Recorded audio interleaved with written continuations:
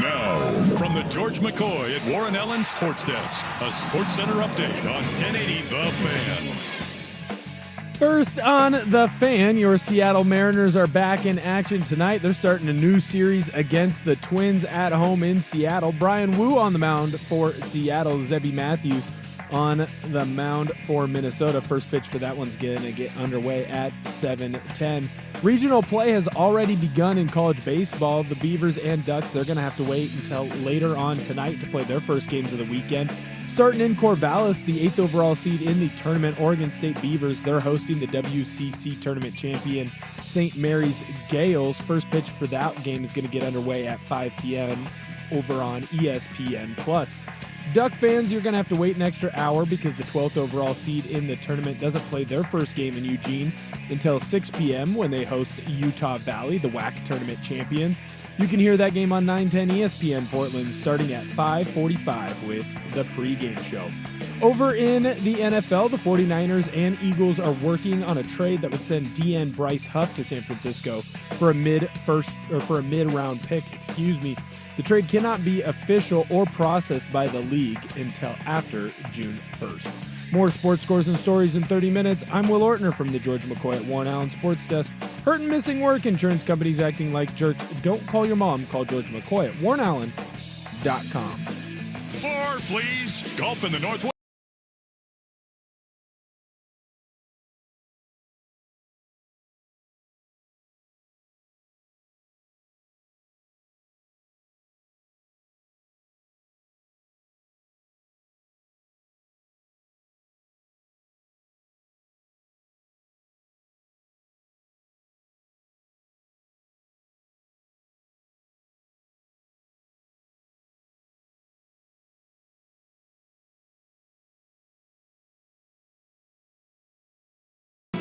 Hey, happy Friday afternoon, everyone. Luke Anderson sitting in for Dusty Hara, but I think we're getting used to this.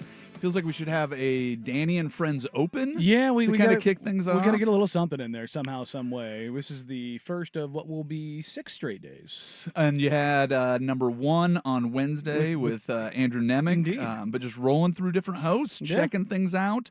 So you've got me and Danny today. What's on the docket for Monday? Patrick Harris. We got Joe Fisher on Tuesday. We got Ryan Buckley Wednesday. And then the guy behind the glass, Mr. Will Ortner next Thursday. And then Friday will be Jordan Schultz rounding things out. Indeed.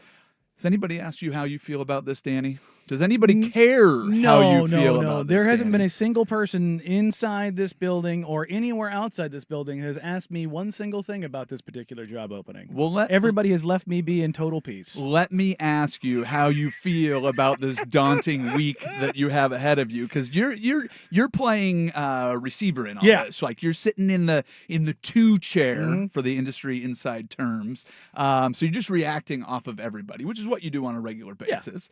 We're all jumping in and hosting. What are you looking forward to? What do you worry about? Or are you just taking it as it comes? You just have to kind of take it. See what works, see what doesn't. Like Dusty and I, obviously, we have 3 years of chemistry, and if you go back and listen to the first couple months of shows, there was plenty of stuff we had to go through. My God. I mean, I felt bad for him having to put up with me. Like, would you shut up? Like, even then, still now, I don't know when to shut up. So I don't know if it really changed as much as he just got tired of dealing with it.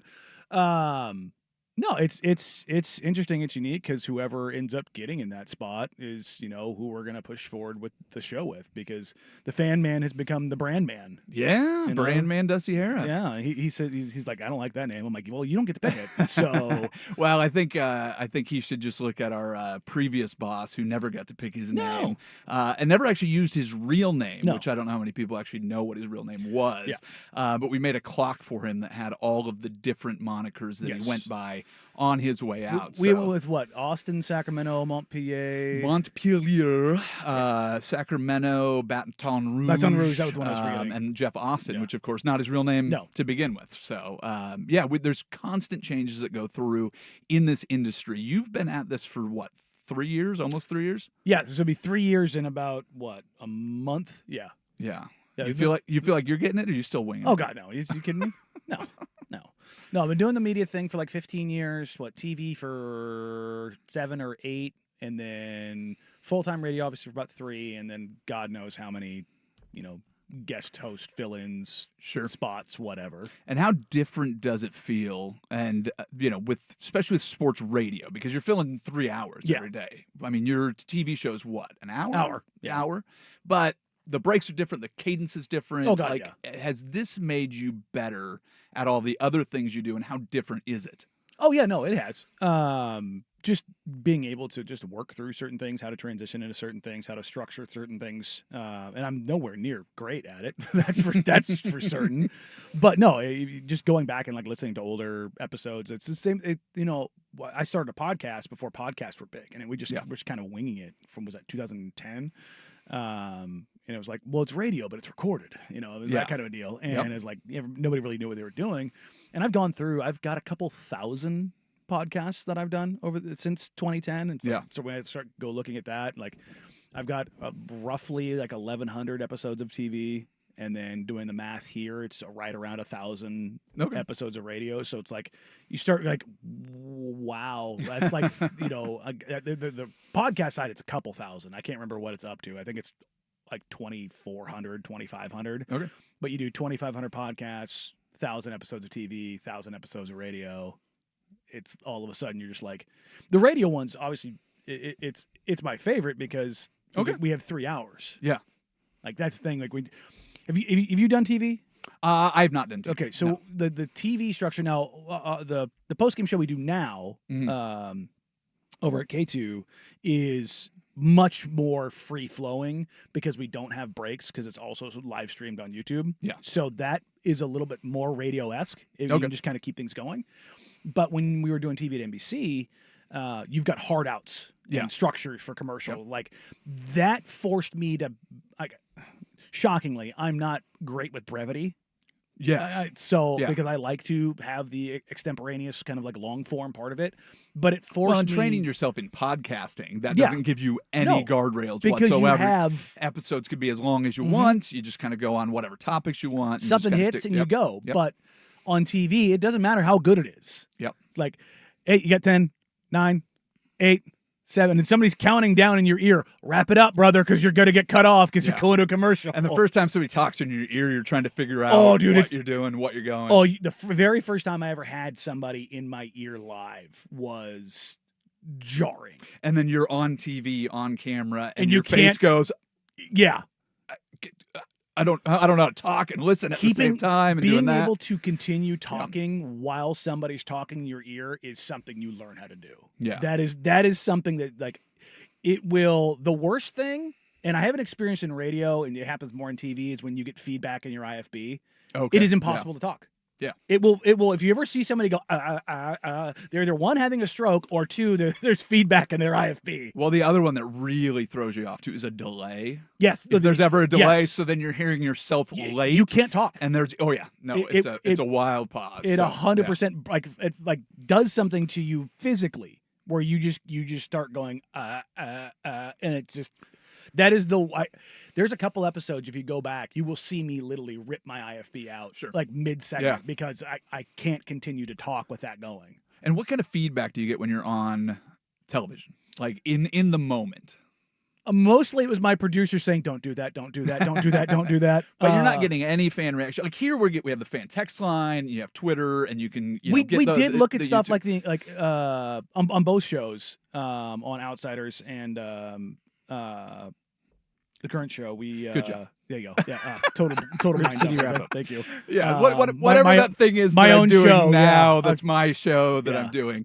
It's been a fun couple of days for me. My brain is mush. Yeah, that's why they have Fridays. Yes. It's so that you get that recoup going back. And even then, I have to it's a running joke. I have to check my watch every day to know what day of the week it is because I genuinely don't know. People think it's a joke. I genuinely don't know. Yeah. I have to okay then.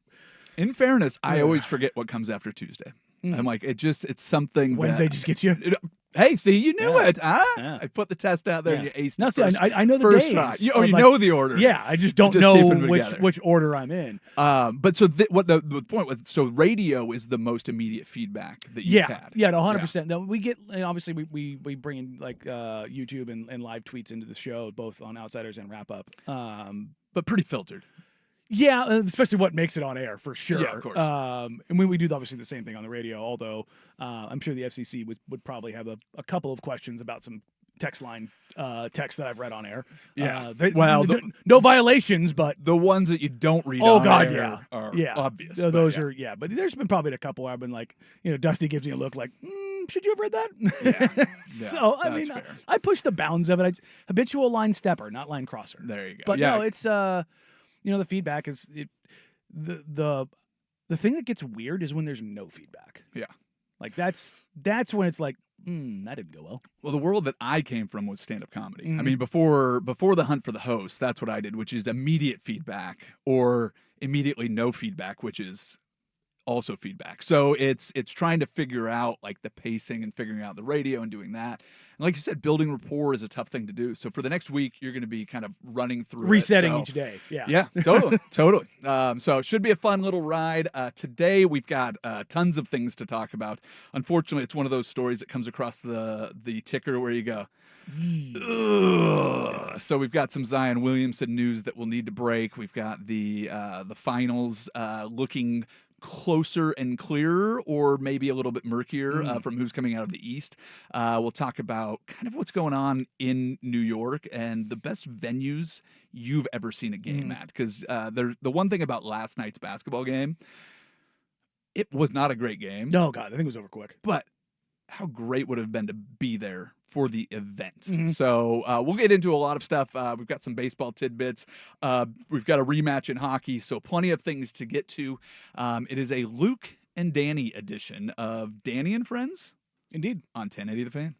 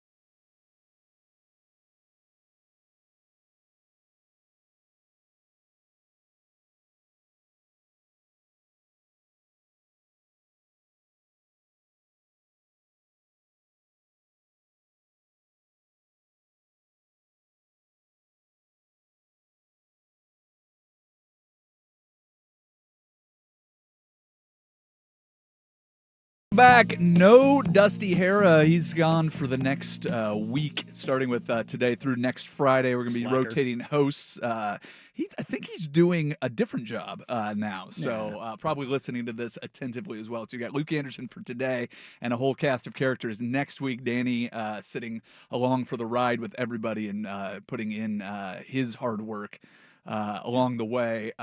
Unfortunately, the story that we have to start off with is breaking news. Yeah. And it is not good. I will just read this directly from Michael C. Wright's article on ESPN.com. A woman has accused New Orleans Pelicans forward Zion Williamson of rape in addition to sexual, physical, emotional, and financial abuse over a span of a multi-year relationship, according to a lawsuit submitted at the Los Angeles Superior Court on Thursday. That's a mouthful. Yeah. And the allegations that kind of come along with it, we won't dive into them if you want to. They're heinous and outrageous. And again, allegations. Yep. Allegations, not only for our sake, but for Zion Williamson's sake. For sure. You hope to God that this is not true. Yep. But that would also mean that the plaintiff in this is a terrible human being. So either way, whatever way this goes, either Zion Williamson is a god-awful human being or the plaintiff is a god-awful human being. Either way this shakes out, somebody is just an absolutely diabolical human. Well, and there's some very high-profile cases that are going on this. Think of Diddy right now, going through everything that he's going through, and just the ride that these things go on. Mm-hmm. And there's a lot of people that make a ton of presumptions in any of these cases. This one has a different feel to it, just the way that the story was released than a lot of them that we see. Yeah. I mean, there's a certain amount of professionalism in journalism that still exists. Yes. Shockingly. But you don't want to put something out there unless, especially just that opening paragraph. The gravity of the situation. You don't want to put it out there unless there's some stuff to it. And in the legal system, if there's an opportunity to settle, if there's any fact-finding that goes into it before any of this is released. So who knows what this is going to turn into. But it feels like it's going to be a circus. And like you said, whatever the results are, it's going to be bad on whichever side it lands on. But this, just so everybody has kind of a time frame of where this lives, the accusations would go back to his freshman year at Duke. Mm-hmm. So the abuse apparently took place, according to what we're seeing, from 2018 to 2023. Yeah. So this is a long period of time. Yeah, it's obviously not good. I don't know how many ways I can slice this, either whether it's true or not. Like I said, the plaintiff in this case is fabricating some absolutely ridiculous things, or Zion was capable of absolutely ridiculous and heinous acts. The legal team for Zion has already responded, and it's interesting. Before diving into that real quick, the story is on ESPN. It is on CBS. It is on NBC.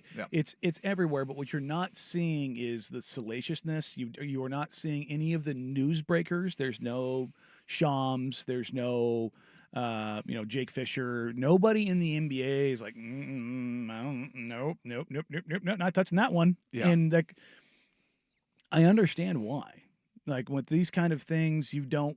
Well, I mean, even like the TMZs of the world are like, we don't really want to Don't get me wrong, TMZ hilariously and unfortunately is the best investigative journalism we have in this country right now. That is pretty shocking, but yes, very true. If they put it out there, they've usually got it double and triple sourced, and people fight. Oh, this is fake. This isn't real. Blah blah blah. And then it turns out, it was. Especially with sports, how many stories have come out over the years that have started with TMZ? I mean, I think they've become a pretty credible. Didn't they have the Diggs video?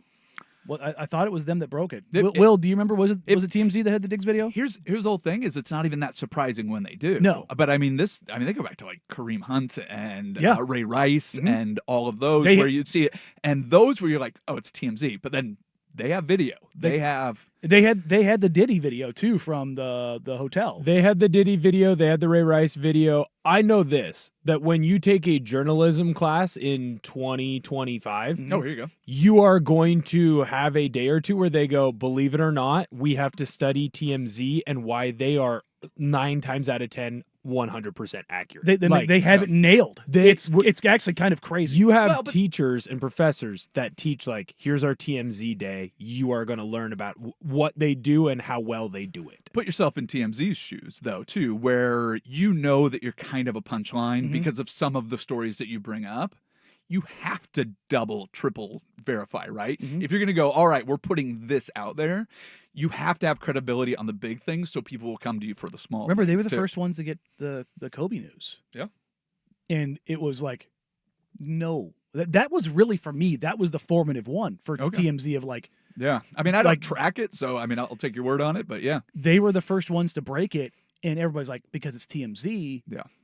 No, absolutely not. But no, that was also freaking just way. as shocking a news that comes too. I mean, that was I remember getting a text from my mom who, you know, is as separated from sports as most moms are, and she goes, "Is this real?" That was the first thing that I saw. You're just like, so I mean, that's every single news outlet. But how quickly these things spread, and like you said, for all these big voices to stay away from Zion. And you've read the 12 pages, or at least, I've read everything that's available.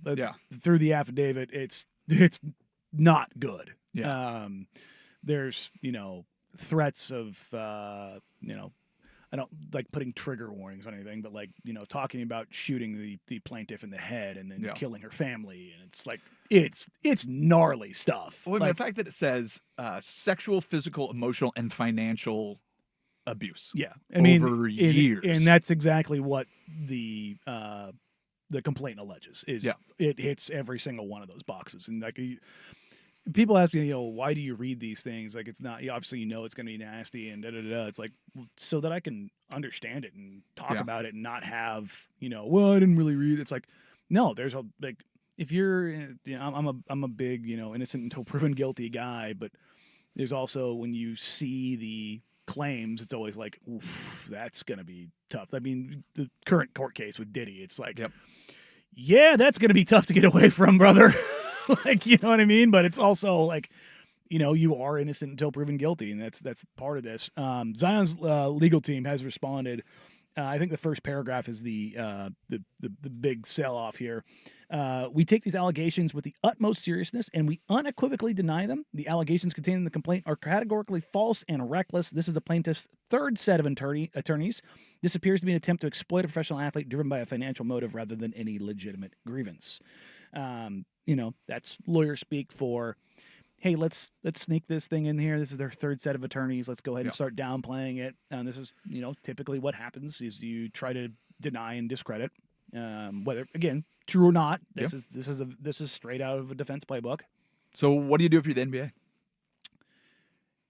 They don't have a commissioner's exempt list like the NFL. So I don't know. And what's interesting about this, and I don't want to be like, oh, this is why it matters for sports, because it's a much bigger deal than that, but we're a sports radio station. That's what we talk about. Well, and I mean, this is also one of those things too, where if, unfortunately, we've seen this in other sports. I mean, there's plenty of examples that we can point out. We've already brought up a handful of them. So I don't know that we've seen anything of this magnitude in the NBA. Maybe I'm just forgetting something. For some reason in my mind, I'm checking a bunch of boxes in the NFL and Major League Baseball, but I can't think of the comparable in the NBA to this. So that's kind of why I asked. Because I didn't know. So the exempt list, no idea. Kobe's rape trial? Yeah, I guess that's probably it. And that was what year? So was it 2008? That's what I was thinking. 7, 8? No, remember right? It's before. I think it's before that. No, I think it's 04. It would have been 04. Oh yeah, because it was That's a long 04, 05. Yeah, Colorado. Yeah. I mean, don't be wrong. There's been other cases more recently. Nothing like this. John Morant going through his multiple cases. Not it's hard to say I didn't show a gun on social media when you're on social Well, media not ju- showing a gun. But not yes, just there- that one. there's- He also had the fight in the driveway Yeah. on the basketball court with the high school kid, and his the hangers on that threatened the worker. At I mean, Foot just Locker recently, and- just the don't do finger guns dummy. And he's like, wow, but I like doing finger guns. Yeah. But I'm trying to think in the NBA as far as cases like this, nothing I would say this salacious in recent memory. Don't get me wrong, the cash grab type stuff does happen.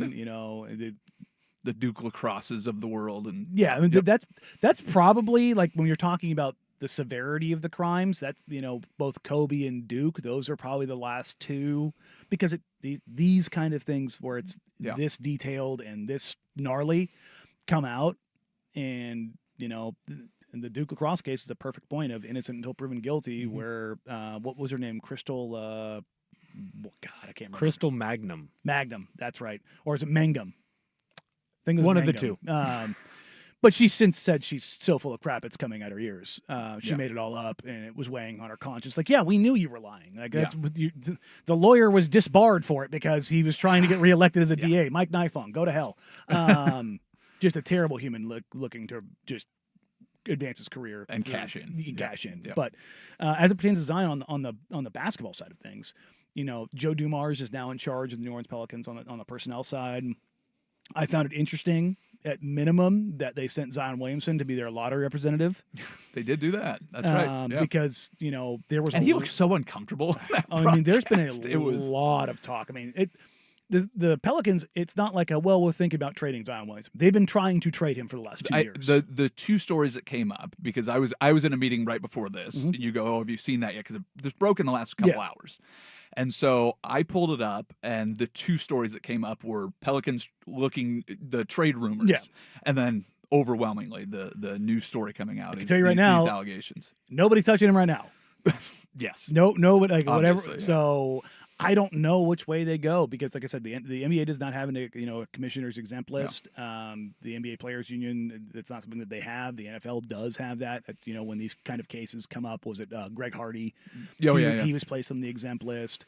I think they've had a handful. Yeah, I mean, Deshaun Watson was on there, and plenty of examples in the NFL. Unfortunately for the no fun league. Yes, but I don't know. I mean, with this just breaking, I don't know how the NBA is going to react to this, and I don't know what they're going to do. And that it's during the off season. Well, it's not the off season. This is kind of a bad time for anything to come out about one of your what you're hoping to be a star player, marquee guy going into the NBA finals. Yeah, exactly. So maybe it is good for the league because they can distract you with some basketball. But today's an off day, and you've got this as your big story. It's interesting that they chose to file on a Friday. I did just kind of going into the weekend. Yeah, weird. It's a little weird. Yeah, but doesn't that feel like the? I mean, it's saying. But it is an off day. So if they wanted to make an impact, there's no basketball to talk about. Yeah, you're only talking about last night's game. Yeah. So it's disgusting to even think about it in that sense, but that's how legal teams prepare. Yeah. So the lawsuit was submitted yesterday. Yeah. News came out today. So yeah.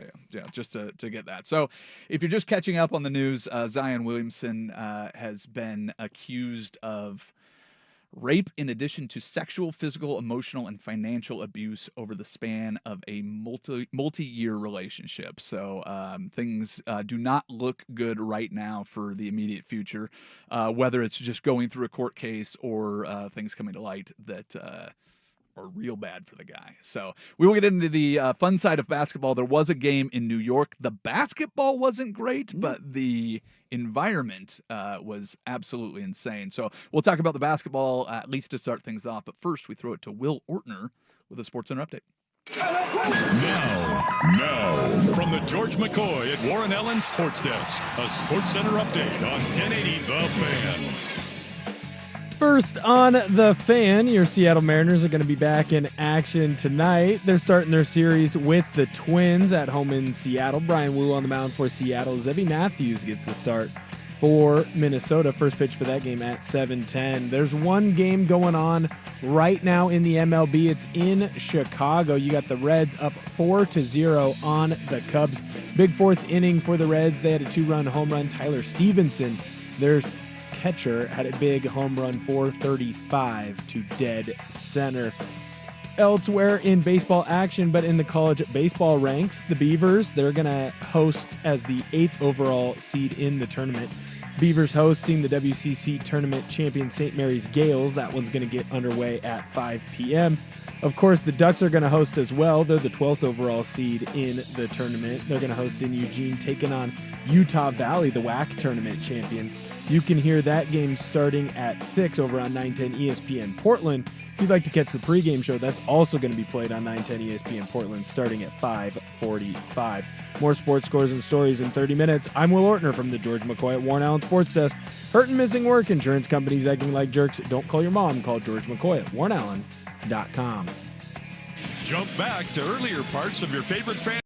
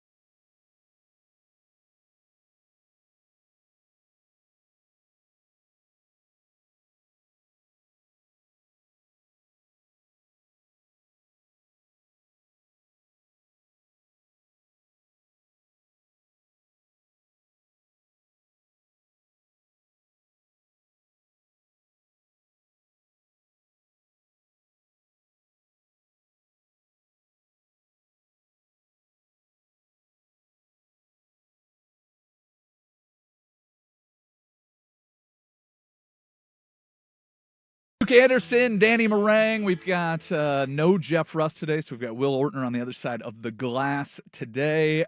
We are talking about sad stories in the NBA. Zion Williamson is in a whole heap of trouble. If you missed that, you can go back and listen to it on the podcast later. But we will move on to things that are a little bit lighter.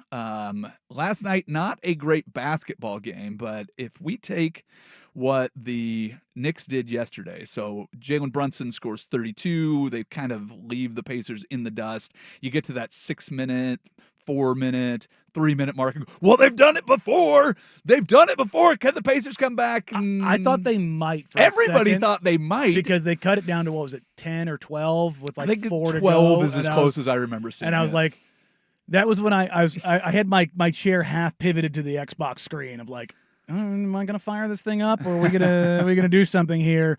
And the Knicks kind of stifled it, and I was like, all right, Yeah.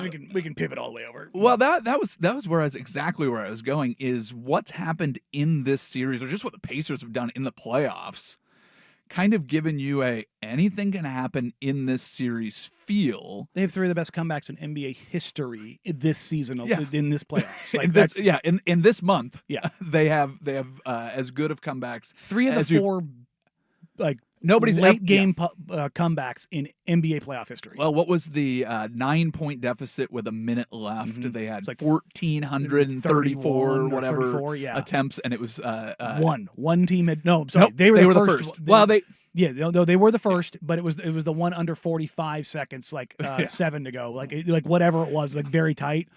It was one of those stats where nerds get really excited, and they're like, let's see if it's a couple hundred. Let's see if and then it gets over 1,000, and they're like, well, we got to put this out. But anytime you have stats with caveats in there, it's like on a Thursday in May whatever. Well, you're talking about like 3 possession leads with under a minute to go, though. Insane. Like they've just done it. Yeah. And against 3 different opponents. They did it against the Bucks, they did it against the Knicks, they did it against the Cavs, and it's like, holy crap. And so you don't trick yourself into believing. They've made you believe because they've been that good. And the Knicks, to their credit, we were talking about it yesterday with Dusty, the night before, Nemec and I were talking about the Timberwolves, and I'm like, I think they're going to go out sad. I just and they sure did. And they went out sad, and we were talking yesterday about the Knicks, and I was like, honestly, man, I think the Knicks are going to push this. I don't think they're going to win the series, but I don't think they're going to go out sad. And they came out with all the chutzpah and intensity that the Timberwolves didn't have from the jump. Yeah. And you were like, okay, good for you, Knicks. Don't go out sad. Well, the sense that I got, not even necessarily that they'll go out sad, because so much of it was that game 1 gut punch. It felt like, and I don't know how much you believe in momentum in series, but it felt like they were so deflated with game 1 that it carried over into game 2. Mm-hmm. And at the end, that game was close the whole way. But at the end, when it came down to crunch time, some of Brunson's shots were wild. Yeah. Like they were just, hitting just backboard or some air balls or whatever it was. But it very much felt like they're like, we can't let it happen again. They overpressed in the big moments late in game 1 or game 2 because of what happened in game 1, at least what it felt like to me. So then they go and they split in Indiana. And so they've still got an opportunity. It felt like that was the Knicks team that beat the Celtics, right there, where there was never a moment, because they were the team that had the big comebacks coming out of it as well. I know that the Pacers had some late game finishes that were awesome in the Cleveland even more series, dramatic, but they weren't playing the champs, and they weren't playing a team they hadn't beaten all regular season. The Knicks looked like the team going into the series that nothing was going to phase them. Game 1 phased them. Yeah. So I wouldn't be surprised if they won this series. If it goes back to game 7, it goes back to New York, right? Yeah. That's all I really want to see. Yeah. I want tickets. That if that is going to be thousands of dollars to sit in the rafters. I bet you it's probably $800 to get in the door for game 7. To get in the door. I think you're probably at least. Yeah. I wouldn't be talking surprised. about the very top, like SRO seats, like those. Yeah. You're probably and those are for people that already have tickets. On the secondary market, it'll be insane. Yeah. Like you're not going, if they win in Indiana. Game 7 Eastern Conference Finals at MSG. Yeah. Secondary market's probably $1,200 to get in the door. Yeah. It's going to be, it'll be absolutely insane. But I don't know how you feel about it, but they looked to be in control. I don't know why they can't take that on the road and win game 6. There's no reason they can't. When I look at the Pacers, though, it felt like a team that knew that they had, more in the holster. Yeah. Halliburton, after having one of the best playoff games I've ever seen in my life, had a stinker. Nobody else really showed up. Miles Turner hasn't really showed up yet this series. He hasn't been much of a factor. Neesmith and Nembhard in the 2 losses so far in this series, they're shooting a combined 8 of 33 from the field.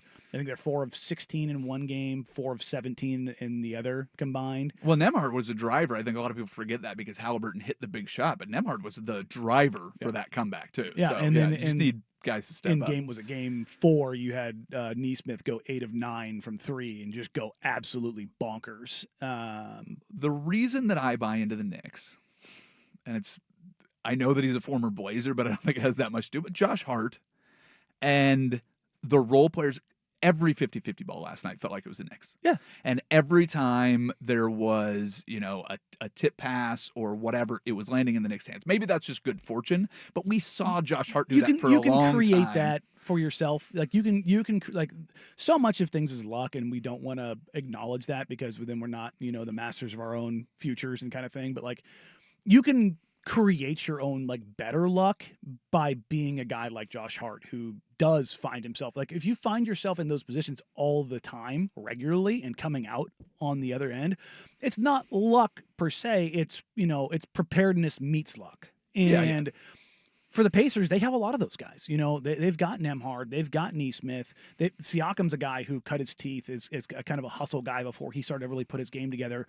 And you didn't see that from the Pacers last night. And I thought Tibbs had the Knicks ready to go, and they talked about them losing the game before, how so much of it was self-inflicted. And the things you can take from the Knicks last night are huge in the sense of it felt replicable. Yep. It's not like they shot the living crap out of the ball. They were 8 of 29 from 3. They weren't crazy. Cat was huge, and he only hit 1 3. He was 8 of 12 inside the paint. He was a 7-foot aggressor, and that's what you really haven't seen. And again, Cat was questionable going into the game with his knee contusion, and yet instead of sitting on the periphery, he goes out there and guts it out and puts together a pretty damn good game. Yeah, the change of scenery has done him some good, and just the vibe that New York had last night was outstanding. The one thing I think, if you're OKC, I don't think you care who wins. I think you're just hoping for Game 7. Oh yeah, you want to wear keep each going. other Yeah, out. 100%. I don't think they're also probably loving the smell of their own farts right now, sitting there waiting for whoever it is. They won in 5. I think if you're OKC though, I think you'd rather play the Knicks, just because there's so much volatility and variability with the Pacers. Like you look at the Pacers last night, they failed for the first. You'd rather play the more consistent team, so you're getting. I don't think you're wrong, because with the Pacers, they can drop 130 on you. And it's like, of all of a sudden, somebody gets going. Yes, the Thunder have all the scoring prowess and defensive prowess in the world, but like, Hallie's capable of having these games where you just go, not just him, but how he gets everybody else involved. Like, you look at the Pacers last night, first time all playoffs, they failed to score 100 points. I think that's a huge job by the Knicks by slowing things down, beating them up on the glass, grinding them to a pace in the paint. Like that, those were big deals. But beyond that, you look at just from the box score alone, the only guy who got in double figures in the starting lineup for the Pacers was Siakam. Yeah. Like this was not a game where like, oh, the Pacers, they just didn't do this, and then like they were bad. Yeah. And the Knicks were very good. And it wasn't like the Knicks played a game like you can't see them doing it again. Yeah. And that's where you talk about, if this goes to 7, it's on the table. For sure.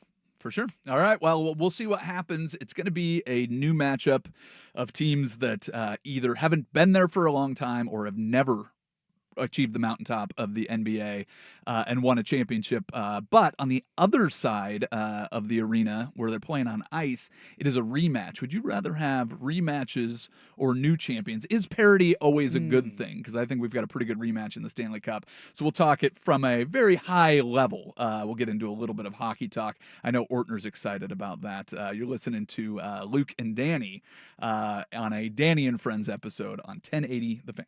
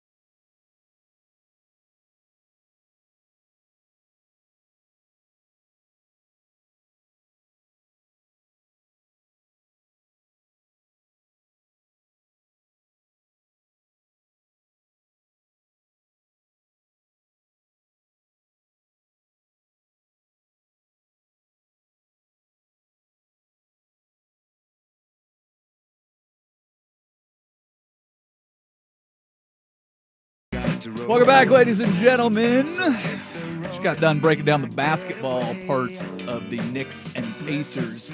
Talk about the environment part a little bit later. Think about the best venues in sports there are and which ones you've been to. We'll do a little round robin on that a little bit later. But right now, since we do have our matchup now in the Stanley Cup final, and it's a rematch of last year, and you're getting a new matchup we haven't ever seen. It'll be the first time any of these two teams face off in the NBA Finals. Very historically, this is a 7-year stretch where you'll have a new champion. So the NBA, is this the first time we've ever seen it, or at least since the 1970s, that you've had 7 different champions in 7 years in the NBA? You're going to have a new top dog where you could potentially have a repeat champion, or in hockey, you could have the first Canadian champion since 1993. Been a long time. So if you take just the 10,000-foot storylines, do you have a preference? Because I feel like if OKC wins, we'll get ready for them in this spot a lot of times. Yeah. But how do you feel? Just as a... I mean, there's really two schools of thought. One, new blood is always good. Not always good. I think it is usually good. Yeah, I like it when you get a surprising champion. That's the we talk about the Patriots' legendary run, 18-1, because the Giants are able to step in there and knock off Goliath. But it's also the Giants too. I mean, it's sometimes, especially with the NBA, it feels like the general audience tends to stay away from it, and ratings will reflect. If we have Indiana, Oklahoma, those are going to be too low population areas, and ratings are going to tank. If the Knicks get in, it's going to be a big deal. I think especially the NBA, though, because they've done a poor job of marketing teams that not in major metropolis. You mean not the Celtics or the Lakers, the Northeast or the Southwest? Yes, but in the NHL, like you get to run it back with the Edmonton Oilers and the Florida Panthers, and it's so weird how many Stanley Cups have now been determined by the state of Florida. Oh yeah, it's that just that powerhouse hockey bed that is Florida. Well, and one of the funny things, and we can bring in Mr. Ortner on this because he is got a big hockey brain over there. But the funny thing about this is Edmonton, the Oilers, where literally the gal that flashed everybody works at the oil fields. Like, this isn't a vanity mascot. This is their fans are Oilers. Yes, they are from the Great White North. Have you ever been to Edmonton? I've never been to Edmonton. It's a super interesting city. Yeah, but when you get outside of there, number one, there's nothing. There's there's trees and moose and squirrels. It is the epitome of wilderness and nothingness. Yeah, and the oil fields. That's what is out there, and it's weird because it is a pretty big city for being like a blue collar outpost. Yeah, but the Oilers also have this legendary history to fall back on with Gretzky and Messier and that era of hockey greatness. Whereas when you talk about Florida, does anybody there actually give a damn about hockey? It's such a stark contrast because when you think Edmonton, you think cold, you think ice, you think hockey. Well, sure. When you think Florida, then you have and they're in Miami too, so it's not just being in Florida. But Will, tell me if I'm wrong. Your Oilers are the finesse team in this, and your Panthers are the bruisers. That's the funny irony. Like, if you're just looking at it and just go, "Oh, Florida versus," and everything you said is dead right. But they come in as Connor McDavid is looking to pass, and he's as good as Gretzky ever was.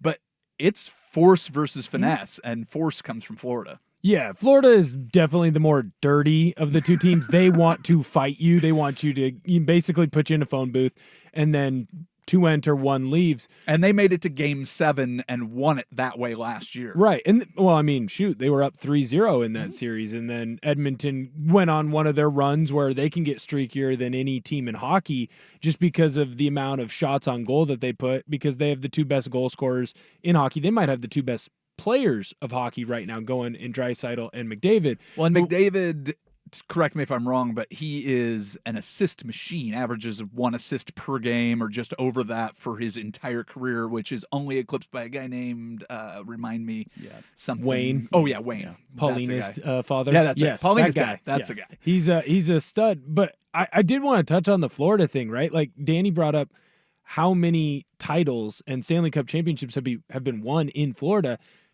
A couple nights ago on the TNT broadcast, Paul Bissonnette brought it up of like maybe the NHL needs to come up with a rule or something that attacks or forces a tax on these warmer weather states that have hockey teams, because a lot of those star players are saying, well, I can go to Florida and I can keep more of my money. I can go down to tax-free. It's also why you're seeing a lot of guys not want to go and play up in Canada, because the money doesn't mean as much. Well, you're looking there. I think it's like I think if I remember right, across Canada, across average, because you're getting into different provinces, I think it's like a 56% tax rate.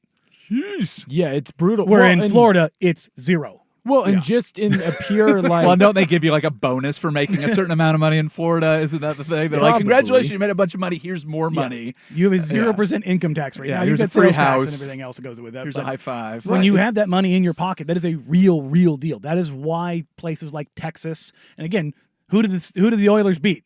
They beat the Stars, and they always In Dallas. beat the Stars. They always the beat the Stars are Stars. always in it. But Yes.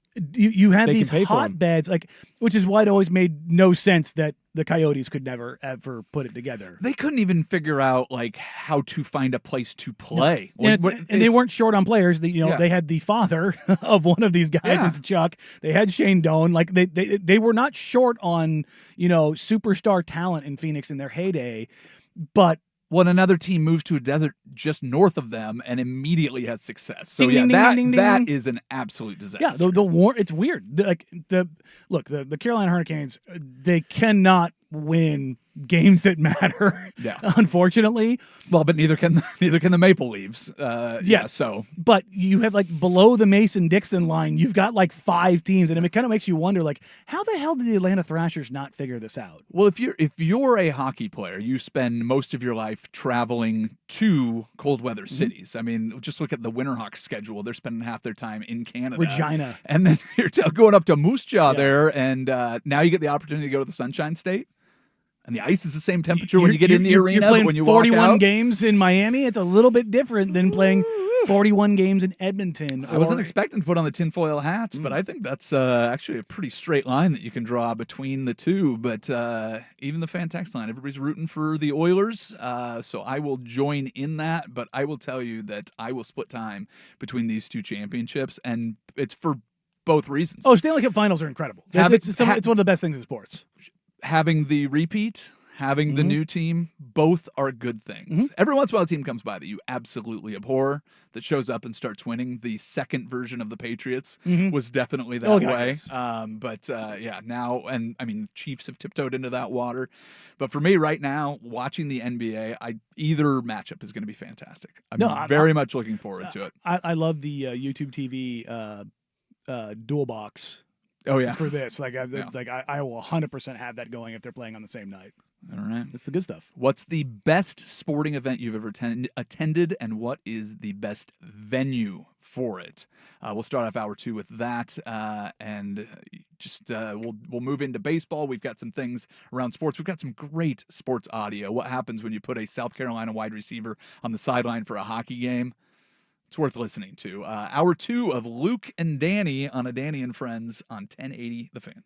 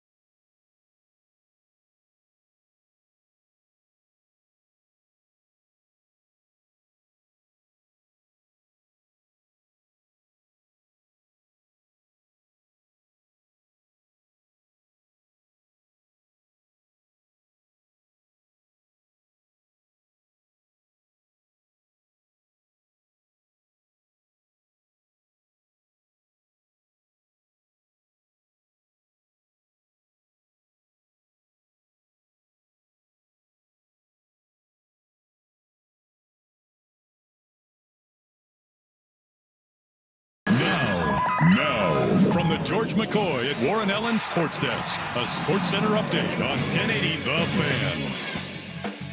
First on The Fan, regional play begins in college baseball with the Beavers taking on the Ducks. They're getting their first games of the weekend underway today. Starting in Corvallis, the 8th overall seed in the tournament, Oregon State, they're hosting the WCC tournament champion St. Mary's Gales.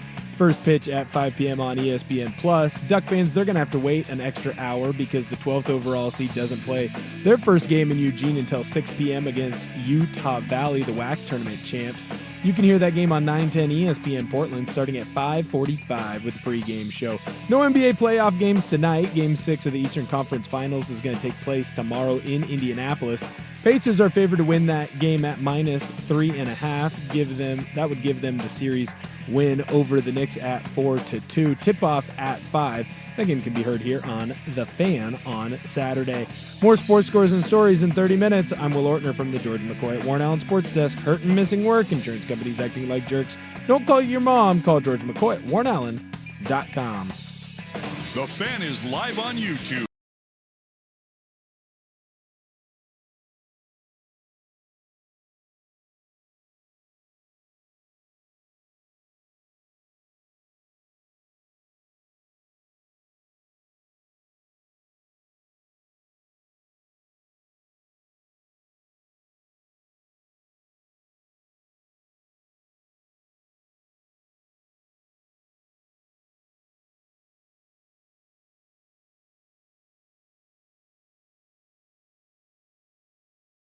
All right, ladies and gentlemen, hour 2 of Luke and Dusty. If you missed anything from hour 1, shame on you. Try to be better. But don't worry, podcast available at 1080thefan.com, odyssey.com, the Odyssey app. If you want to text into the show, you can go on to the fan text line, 503-2GO-FAN, TOGOFAN. There you go. Let us know what you're thinking. We do need to talk a little football today because there's optimism around at least 4 quarterbacks that I'd like to have your pick on who will have the best season. Okay. We've already talked a fair amount of basketball. We do have the finals looming. Is a very tall guy getting taller? I'm looking through these notes. There's a lot of good things to get to on a Friday to get you through. But before we get too far, we've already talked about the basketball played at MSG. Have you been to a game at Madison Square Garden? Yes. What was 2008? 2008. Yeah, I was out there for a wedding. Okay. We did a basketball game, and then we did a game at Yankee Stadium the next day.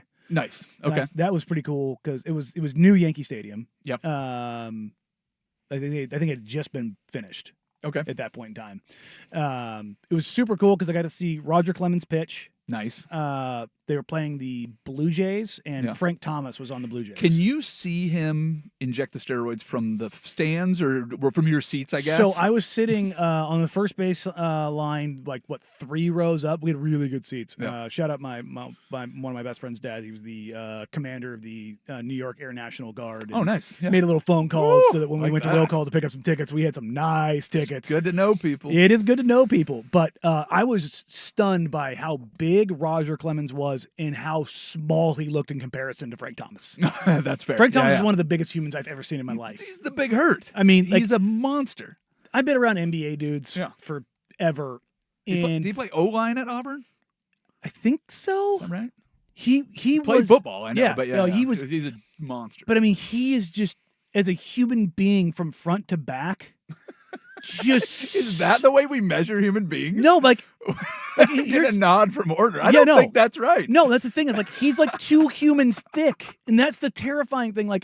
In the NBA, there's so many front to back. Suk and I have had this discussion about because he played in the NFL and he's around all these big dudes all the time. Yeah. Suk is not exactly a small human by any measure, but I'm around 7-footers all the time, and so to me, that doesn't ever catch being very tall doesn't ever surprise me. Yeah. It's when the guys are 2 humans thick. Yeah. And I just go, oh my God. There's just so few of those guys in the NBA that sure. Don McClellan's 7'3", 295 pounds. Isn't that crazy? Yeah, he's enormous, but yeah, he's proportionally scaled. Yeah. But from front to back, he's no bigger than me. Sure. But you look at a guy like Frank Thomas and you just go, Why does your chest have a chest? Yeah, like, it's like Indomitian Sue Yeah. is the local Yeah. favorite. Anytime we point that out, because everybody's seen him around town. Yeah. Like I've stood next to him. My brother shook his hand. Even in different occasions. even you post bump into career him. Sue, Yeah. like you just bump into him around here, and you're just Yeah. like, Well, he has good God. he has a different bone structure No, than like, people. seriously, Yeah. it's just like that was a fun experience. But yeah, no, I've been to New Yankee Stadium. I've been to MSG. I've been to, Okay, so the question about MSG I wanted to get back to. Mm-hmm. So if it's during baseball season, it's at least the end of the season. Was this a playoff game Regular or season a game. regular season? Yeah. Game?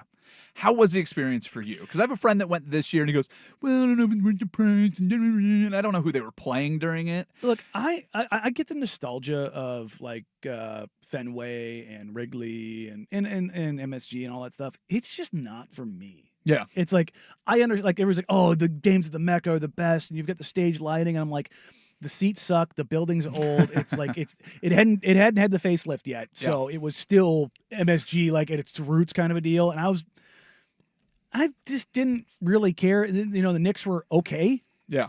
They were okay then. Like they weren't. See, it's not just the venue; it's the history of a venue, and it's kind of when you're there. I've been to 2 games at Fenway, but those are that's the only thing. I pulled a list of places like the best venues in sports. And Fenway is old. Like when you get in there, you feel how old that place is. And that place is especially because it's baseball and the Green Monster. Because Wrigley. I've been around Wrigley and it has the kind of the same bones. But if you take away the Monster and the ivy wall, then you're just in an old ballpark. Yeah.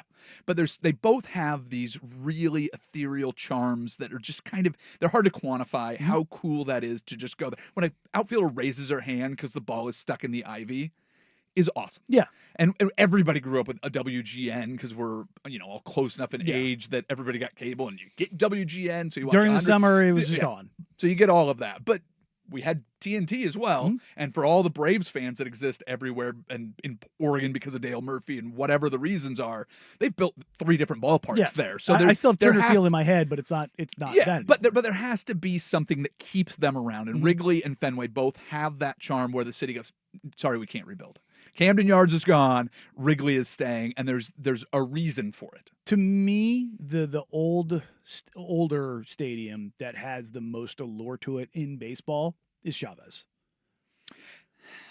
When you're in, I've been to Chavez Ravine a few times. When you're in the outfield, man, on a beautiful LA I've never been day. in the outfield. Oh God, I've been behind the bases. Oh man, I've been behind home plate, which is at the very top behind home plate, not right behind home plate. But when you're out in the outfield and you're looking out over that just picturesque green and the contrast with the valley, and the sun is sitting right there, you get a Dodger dog in your hand, man. It's hard to beat. My initials are LA. I've owned more Dodgers hats than I've owned Mariners hats, and I'm a Mariners fan, and I root for the Dodgers, and I always have. When I lived in LA, I would go to Dodgers games. I will say that one of the worst experiences I ever had is leaving the stadium. Giants, Dodgers. Oh God, yeah. And there's a Giants fan sitting next to me. Oh no! And don't do it. Well, don't do it. So I'm wearing a black Dodgers hat, and it has remember they used to do like the small offset logos. Yeah. So it's black with a white outline LA in the bottom corner, and so from a distance, I look like I'm with the Giants fans. There is a guy that is probably 7 rows in front of us.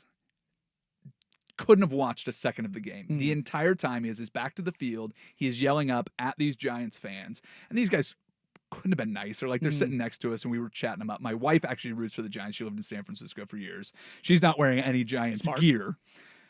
The guy just sit there and relentlessly heckled these fans until they leave. The second they left, his celebration got him kicked out of the stadium. Perfect. I couldn't tell you what happened to the game, and it was awful. It was an absolute zoo. There is a certain thing about the fans, and in that moment, and they can be rough and tumble at any game, but a Giants-Dodgers game left me with a sour taste in my mouth. I've been to 2 games at Fenway, and all are welcome. Now, the fans will say some terrible things to players, and there will probably be fights. But it's also I think they know what the vibe. People are coming here to see the ballpark. Yeah, they're coming there to see a game.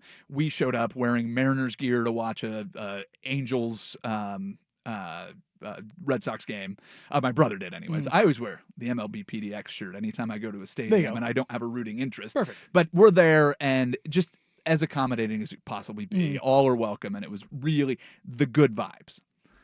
Back to this list of venues that I've been to. MSG is one of those where it very much feels dependent on the scenario. Now, I'll just read you the list and you tell me which ones. Fenway doesn't feel that way. Fenway's number 2 on the list. Lambeau Field, I feel like any NFL Sunday is going to be fun. But if you get a playoff game, and I feel like Lambeau in warm weather wouldn't be the same thing. I had a chance to go, and I didn't go. What? Yeah. Get out of here. Yeah, go. Me and Orton will finish the show. It was, without going into specifics. Sad you sound. Well, Spit it out, Danny. When I was in the military, I grew up with Aaron, and Aaron had an opportunity to, when I was out in North Dakota. This is Aaron Rodgers, not Aaron Andrews. Yeah. To go out there and watch a game. My commander would not let me get to leave. So you wanted to go. What? Yeah. So now we have to, Well, we can't badmouth your commander. Well, I may or may too. not have done something that may have confined me to the base for a couple of weeks. So I may have racked up a enormous amount of parking tickets to where I couldn't drive on base for 6 months. Well, there you go. Yeah. All right. Well, It happens. You made your best effort. Yeah. I never told him why I couldn't go. I just told him they wouldn't let me out. So, but yeah, I had an opportunity, in prime. So you didn't choose not to go. The way you started that made it sound like it was your fault. Yeah, no, this is like right when Aaron took over. Gotcha. So that one, been great. That one hurt me a little bit. I'll bet it did. Wembley Stadium is number 4. I feel like Been to Wembley. Okay. And what'd you go for? What was the event? FA Cup. Unbelievable. Look, English football atmospheres are unmatched. Okay. Unmatched. I went to an Everton match at Goodison, which is now they just played the last game there. They're building the new stadium's being finished right now. The energy in English Premier League is off the charts. How many venues have you been to watch a Premier League game? 3. Equal across them, or has Wembley got something a little different? Wembley's just different because it's 80,000. Yeah, it's bigger. Yeah, it's the biggest stage in England. That's where the prime whatever it is. Yep. Like that's whether it's a concert or soccer. That's why I was like, I didn't even think sporting event. I was like, you could have been there to see anybody. Or, that's when you that's the Beatles play at Wembley. That's the biggest stars play Wembley. Yeah, the rock star pinnacle is playing Wembley Stadium. So it's massive. Which is cool that they've got that. Augusta National, number 5 on my list. You know what? It's not on my bucket list because I've never been a golf psycho until about 2 months ago. Yeah. And it's slowly eking up the list. Joe Simon's my co-host on TV. He has been in the lottery, I think he told me 16 times and never gotten a drawing. Yeah. Meanwhile, Rob's been, 2 or 3 times? I thought somebody hooked him up. I thought there was somebody. Well, that's the thing. Is like that. But again, knowing people helps. It's super helpful. But Augusta's moving up my list of that would be pretty damn cool. The one reason Augusta stands out on this list is they do one event. Mm-hmm. There's only one. Have you ever seen that place when it's imagine outside of Masters? Yeah, it looks like hell. But I have seen pictures. But they close it down for like 4 months to get it ready to make sure that it's perfect. It's pristine. And so that's why it's. And then after the Masters, it just turns into this yellow baked. But isn't that like the Knicks only playing at Madison Square Garden, where they're playing 4 games and it finishes with a game 7 every single time? Yeah. I mean, that really is the equivalent. So there's something very special about that. Cameron Indoor at number 6. That's pretty high. I would love to go to Cameron. It's got to be against Carolina, right? Yeah, against North Carolina. That would be the time to go. I feel like we've gone past the point of like the Cameron crazies that they were camping out. Yeah. Like that. Like I don't think that really happens anymore. I don't know. I couldn't tell you. Arrowhead Stadium is number 7. It gets real loud there. Burn it to the ground. Number 8 is the most occasion dependent on this list, and it is the Rose Bowl. Yep. Going to the Rose Bowl game could not be a starker contrast from going to To a the Rose Bowl. UCLA Yeah. home game Yeah. For football. I've so- done that for USC, UCLA, and you've done both. yeah. Okay. So And even USC, UCLA, are they? it's just never. Every time I've ever seen SC play UCLA, whether at Memorial or at the Rose Bowl, UCLA has sucked. So it's Well, never been a game. That's not shocking. That's kind of most of it. The crazy thing about the Rose Bowl is how far it is from the Anything. UCLA campus. Yeah. But no, not just anything, but like, But no, here's associated with- UCLA. yeah. Pauley Pavilion is in the middle of one of the most beautiful campuses in the world, and the baseball stadium is right there. Yep, and then Jackie you Robinson, go yeah. out to Pasadena. It's like why? Yeah.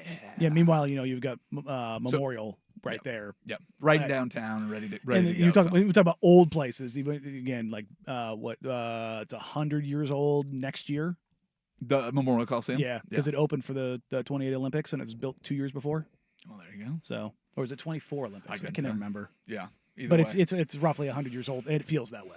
There's Yeah. there's nothing endearing about that place, other than the fact that like you walk up the stairs and then you see the Olympic torches and the retired Heisman jerseys in the stands, stuff like that. But other than that, it's just old as dirt. Yeah. Well, every time you decide you're going to do another renovation and keep it going and adding seats and doing that to any of these old venues, Wrigley, Fenway, Coliseum, it just endears people to it, and you get a new crop of people. A lot of these I think are very dependent on how good your team is, On the event, who's yeah. playing, because TD Garden's on there and whatever. But that's a list.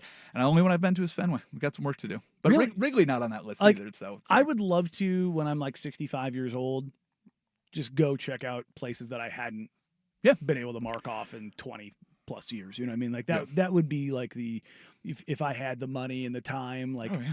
like Dude, get the RV and just follow a baseball season for a summer. Come like on. when you see these like young people that like over the course of a summer, like I'm going to go to all 30 MLB parks. I'm like, oh, that's so righteous. That or And then you finish in Cooperstown. or the way to go. the person that goes over to England and goes to like every major, you have to have 20 teams in the Premier League. You go to the 16 teams that are, the Sure. non-promotion relegation teams, but you go catch all of those stadiums. Well, think That's about what you super can do cool. on a weekend now, with the way that people complain about the NFL schedule, but you can go Thursday, Friday night college football, Saturday college football, Sunday football, Monday, and you've seen people even try to make those That would be, triples, like, which are insane. Seattle would be like really cool if you could somehow swing it to where you had like a Mariners game into a UW game into a Seahawks game. Like that would be cool, just like to hit all three at the same time. Ducks Huskies is the same weekend that the Seahawks are hosting the Vikings, Oh, I believe, this yeah. year. So you could just wear purple and gold all weekend, Yeah. or you could wear the opposite all weekend 100%. and have a great time. So I'm in for that. yeah, there's plenty of doubles. that Even you with can do. zero rooting interest, that'd be a blast. Oh yeah, well, in both stadiums. Yeah. Exceptional. What I need to do, I don't need to go back into Husky Stadium. I need to sailgate. Oh yeah, That's on the bucket. That's a dope one. Like, That's on there's only so many places you can do that, and if we get a baseball team here, we can do that. I keep looking at this, and I've glanced at it, but I feel like you've done the deep dive into this. Is Wemby getting taller? And if he is that good or bad? Next, it is Luke and Danny on a Danny and Friends on 1080 The Fan.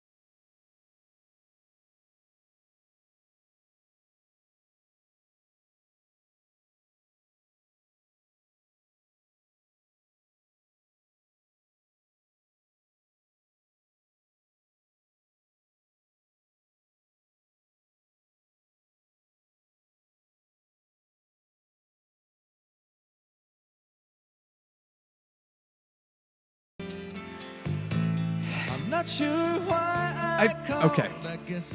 How tall was Wemby when he started playing basketball in the NBA? 7'3"? 19 years old. They had him at 7'3", which is kind of weird because everybody that I talked to was like, he's 7'5". Okay, so they had him like one of the few guys that they undersold how tall he was to start. Is that what you're suggesting? I don't know if somebody measured him and they measured him like barefoot. Like the official measurement was, I think, 7'2.5" or something like that. Okay.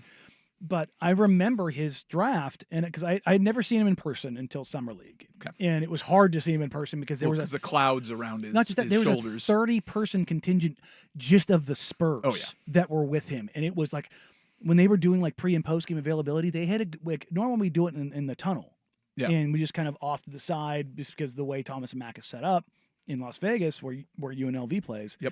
But they have like a whole separate room to limit how many more people could get in there because of just how much of a circus it was. But he walks by me, and I'm pretty good at eyeballing this. I was like, he's not 7'2". Like Rudy Gobert is 7'2", and he's a whole like half a head taller than Rudy. And I'm just like, what the hell? But he, the story is like, the official measurements is like 7'2.5", I think is what it is. But if you look at him in pictures, so often he's slouching, and he's very clearly 3, 4, 5 inches taller than other 7-footers. Well, and the story that you threw onto the show sheet says it's from Hoops Habit, but they're saying he is like a full inch and a half taller than he was. Yeah, and he's closer to 7'5.5", 7'6". Like and that's when it gets scary. Okay, that's what I was gonna, because I mean you track these things because everybody thinks taller is always bigger, which is obviously not 7'2" is the cutoff. 7'2" is the cutoff. Like I talked about this with Donovan Clingan, and people just refuse to listen. Yeah. If you were taller than 7'2", because Donovan is 7'2" barefoot on the nose. He is 7. Congratulations. He is 7'2" barefoot. He is enormous. He plays at 7'3" plus. What's his wingspan too? I think he's 7'9", which is crazy, but that's the more valuable stat. Yeah. I mean, standing reach and wingspan, like standing reach is like how much ground can you actually cover? Because I'm a little bit taller than 5'10". Like I think it was at 70, what is it? 70.5 inches. I think it's I've measured 1,000 times by the military. It was always the same. It was 70.5, 70.5, 70.5. And they probably use some precision. Yeah, I mean, they definitely didn't let me try to stand it up and get it up to 5'11". But I have a nearly 6'6" wingspan but it's not that my arms are long, but it's because I've got broader shoulders, and so that's the thing about Clingan too, is his shoulders are so wide. It also feels like there's more room to add mass. Like Myers Leonard had a huge chest and shoulders and relatively long arms, but his wingspan was very large because he was broader shouldered. Like my standing reach does not match what my wingspan says it should because. And do you know off the top, because Wemby and Chet both look to have very narrow shoulders. Yeah. Are their wingspans? Chet's even more narrow than Wemby. Well, he's more narrow than all the people. He's proportionally. He's about as narrow as they get. Wemby's a little bit broader, and his arm set, like where kind of his arms kind of originate from. Like with Chet, it's like where his arms originate from. Well, I mean, like if you just look at guys, there are guys whose arms like they kind of almost come out at an angle because they're broader chested. Where if you look at Chet, he's like it's at the end of his shoulders, straight up and down. Yeah, Wemby's are a little bit further out. And these are like all the biomechanics things like that teams look at. Oh yeah, like how like I've talked to draft evaluators over the years and trying to understand the physio side of things a little bit better. Of like they're like one of the reasons why I was not as high on Chet. And another reason why, again, I had a multitude of reasons of why the Blazers should not take Zach Collins, but guys that are high-waisted, where your anchor is you have a higher center of gravity, which means you get pushed around a little bit easier. Wemby's just proportional. That's what makes him terrifying. Like if you watch Wemby, he doesn't really like, even though he's quote unquote skinny. Yeah. You don't really see him getting pushed around a ton because his center of gravity kind of matches the rest of his body. But when you get into this height range, it gets terrifying. Now, Wemby obviously is out for the blood clot, but he hasn't really had injuries other than that because of how good a care he takes of his body. But getting back to the whole, like, anybody over 7'2", why I was beating the drum on Donovan Clingan of, like, not being able to play the minutes. There have been 14 players in NBA history over 7'2" that ever logged a season of 30 minutes or more in the history of the game. Who are those guys? You're talking about Mark Eaton, Yao. Okay. I'd have to go back and look at the list, but it's not like guys like you really think. It's like, and actually, I don't think it was 30 minutes. I think I said it at 28. Okay. But Mark Eaton is really the only giant that just played his whole career that way. Now, Yao did, but endless amounts of injuries. Sure. Mark Eaton is like the only guy over that size that played a heavy workload and didn't just get eaten up by injuries. Like when you get into the 7'5", 7'6", you're talking about Yao, you're talking about Bradley, you're talking about Murasan, like you're talking about to beat. Like you're just talking about guys that they're so big as humans, you start to worry because the breakdown factor is real. Yeah. How tall is Edey? Zach Edey? 7'4". Okay. And he's another one of those guys where it's like he went into the draft, not this last year he was drafted, but the year before. And he went to the combine, he ran so ungodly slow, and his body fat was so high, and he was huffing and puffing. He just but he put in the work to be the offensive and defensive fulcrum for Purdue, and was playing in a college basketball game, was playing 38 minutes of a 40-minute game. Oh, a rookie team this year, I mean, had a bigger impact than I think a lot of people thought he would. People like, oh, Edey did it. It's like, yeah, he's a Terminator. Like there's a difference. Like you're talking about literally 1 in a billion. Like for sure. When you're number one, that size, and then that injury resistant, and being able to play those minutes, like the percentage of people on the planet in the history of modern humans just is so infinitesimally small. Well, Ortner and I did this one Saturday for the Sinner and the Saint. We were pulling the percentile. 6'5", Will? Yes, sir. What percentile were you in? Do you remember the number? I believe it was 99.5, 99.6. Yeah, at 6'5". Yeah, no, it's like getting over 6 foot tall is like puts you in like the upper like 91st percentile. Yeah, it's 92nd percentile. It's above 90%. And women will date you at that size. See? None shorter. Yeah, that's exactly right. You have no hope if you're below 6 foot. Women won't even look your way. So, Wemby getting taller, it seemed like the lock of all locks, and the future was destined that San Antonio was never going to lose another basketball game. 3 years of returns shows that, they're getting a little better, but they've had 2 rookies of the year in that time period. It's just such a crapshoot.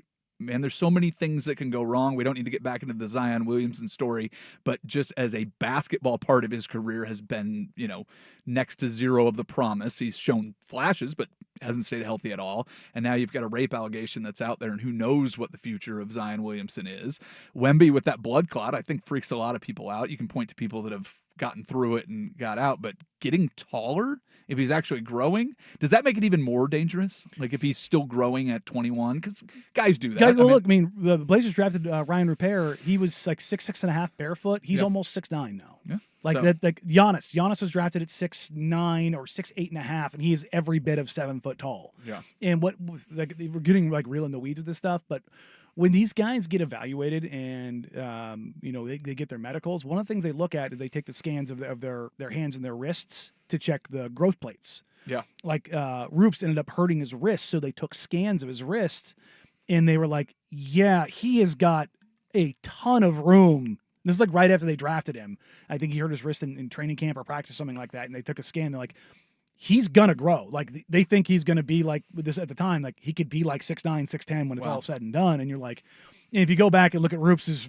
first year versus last year, you're like, yeah, he's put on like 35 pounds and grown 2.5 inches. And you're just like, but that's the thing is these guys. One of the crapshoots drafting teenagers that can end up being the number you're on. You have to start wondering, what are the French putting in the water, man? Because they just keep pumping out these absolute freaks when it comes to length. Yeah, and you're just like, good Lord. Yeah. Well, something to keep an eye on, possibly Wemby being too tall. But next we need to get to the worst day on the web. And if you're running social media for a sports franchise, do you think it would be nice to know, like, the history of the team?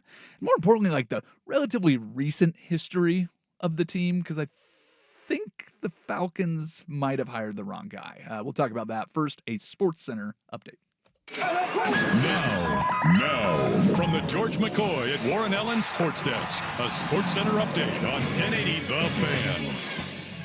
Sports Center is brought to you by Big's Chicken. Try their smoked and fried wings, tossed with a perfect dry rub and served with a killer trio of sauces. Menus at bigschicken.com. First on The Fan, regional play has begun in college baseball. Right now, Texas is up 7-1 over Houston Christian. That's in the top of the seventh. Later on, for some local Northwest baseball college fans, you've got the Beavers and Ducks playing their first games of the weekend.